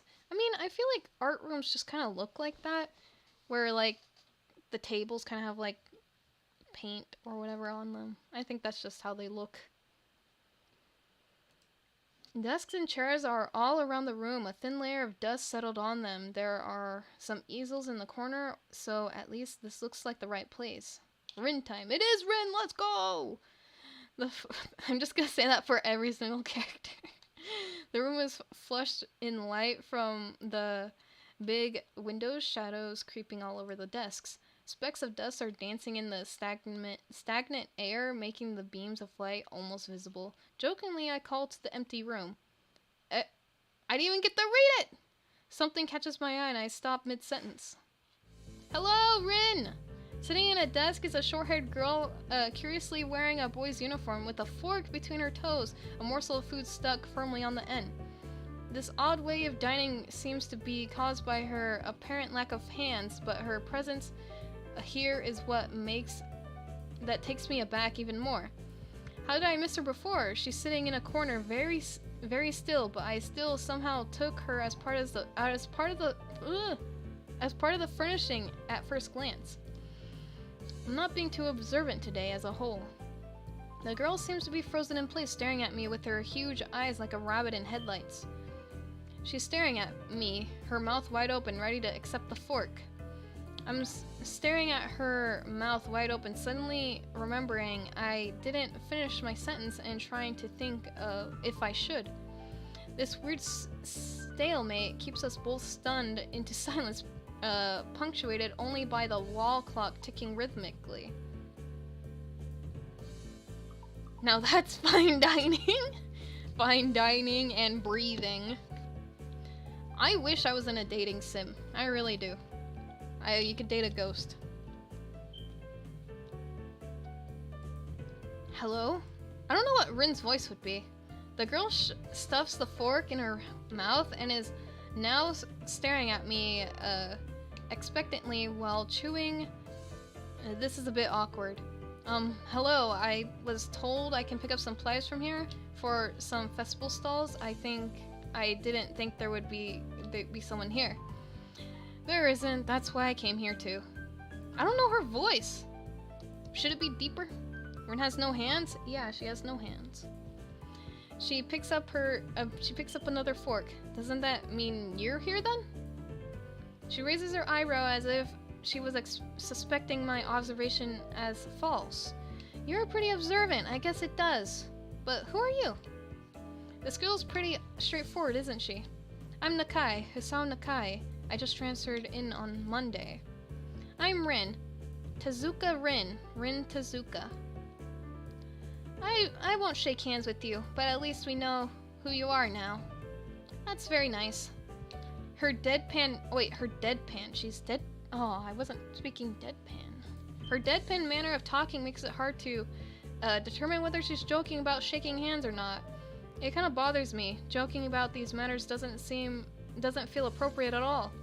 While I'm trying to figure out what's appropriate and whether this girl is, she seems to have lost interest in me and is now gazing yearningly back at her food. Really like a frog-like girly voice? Frog. Can I continue my frog?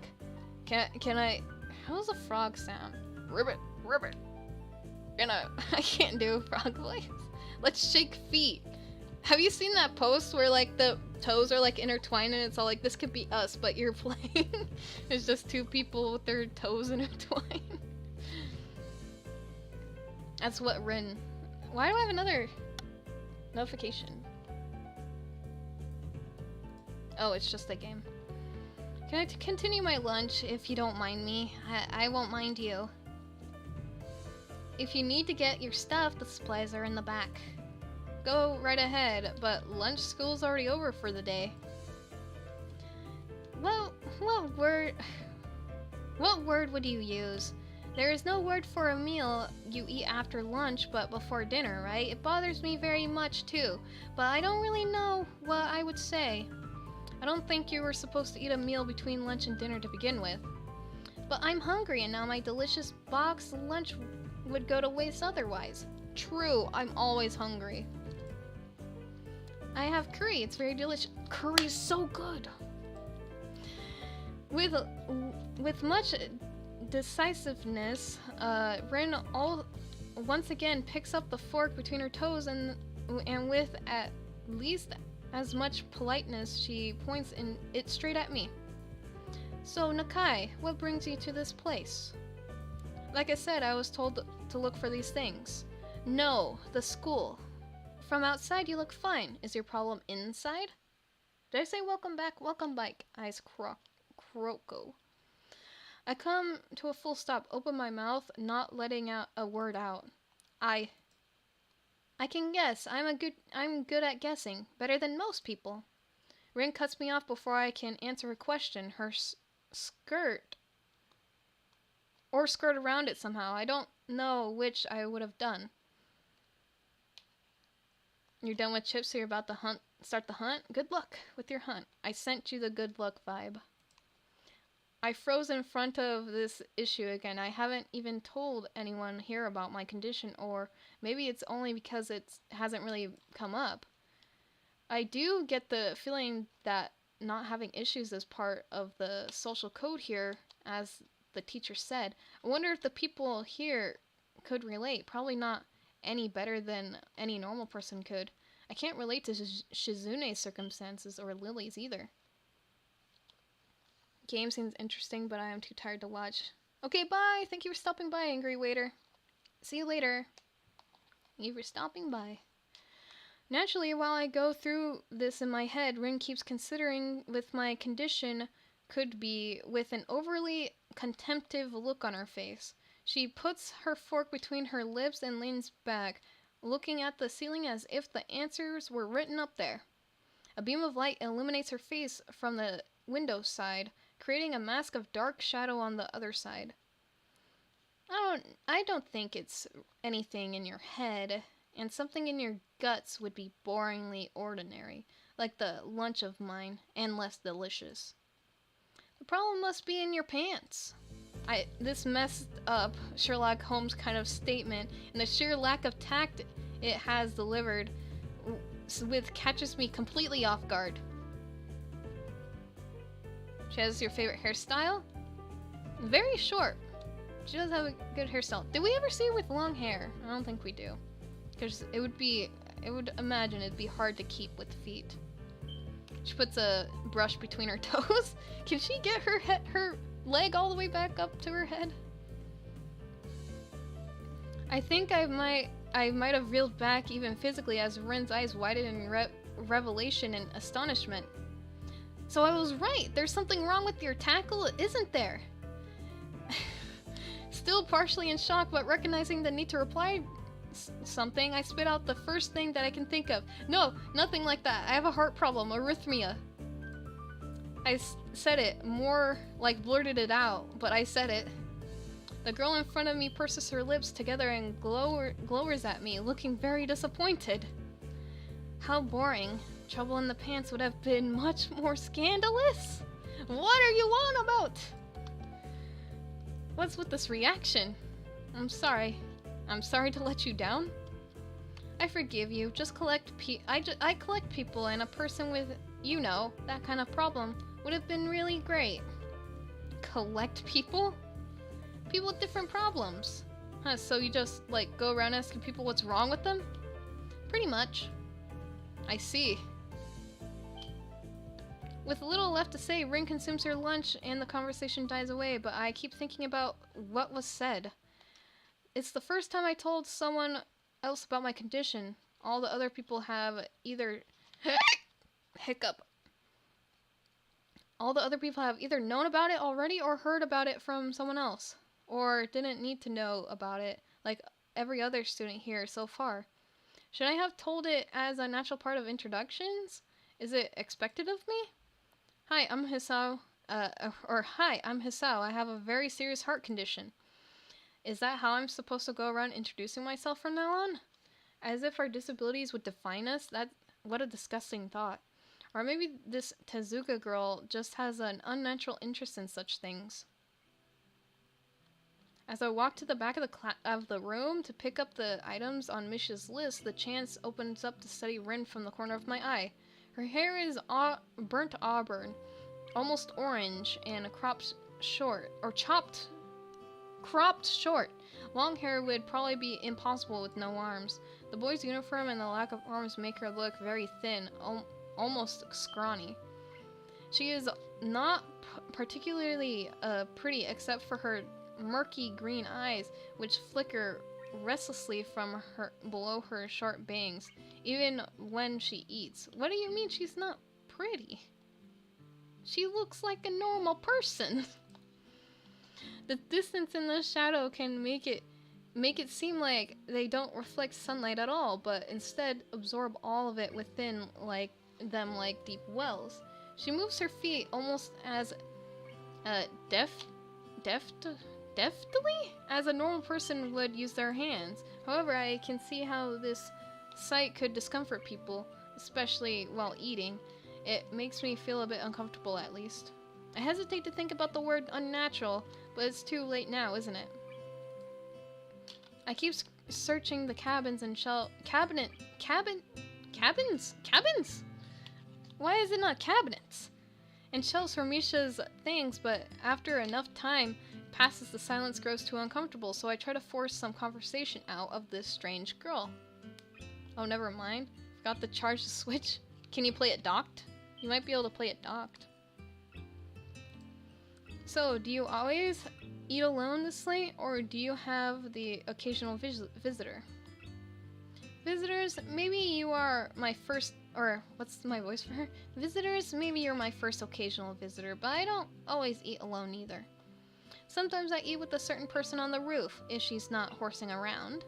Horsing? She likes to do sports. Oh.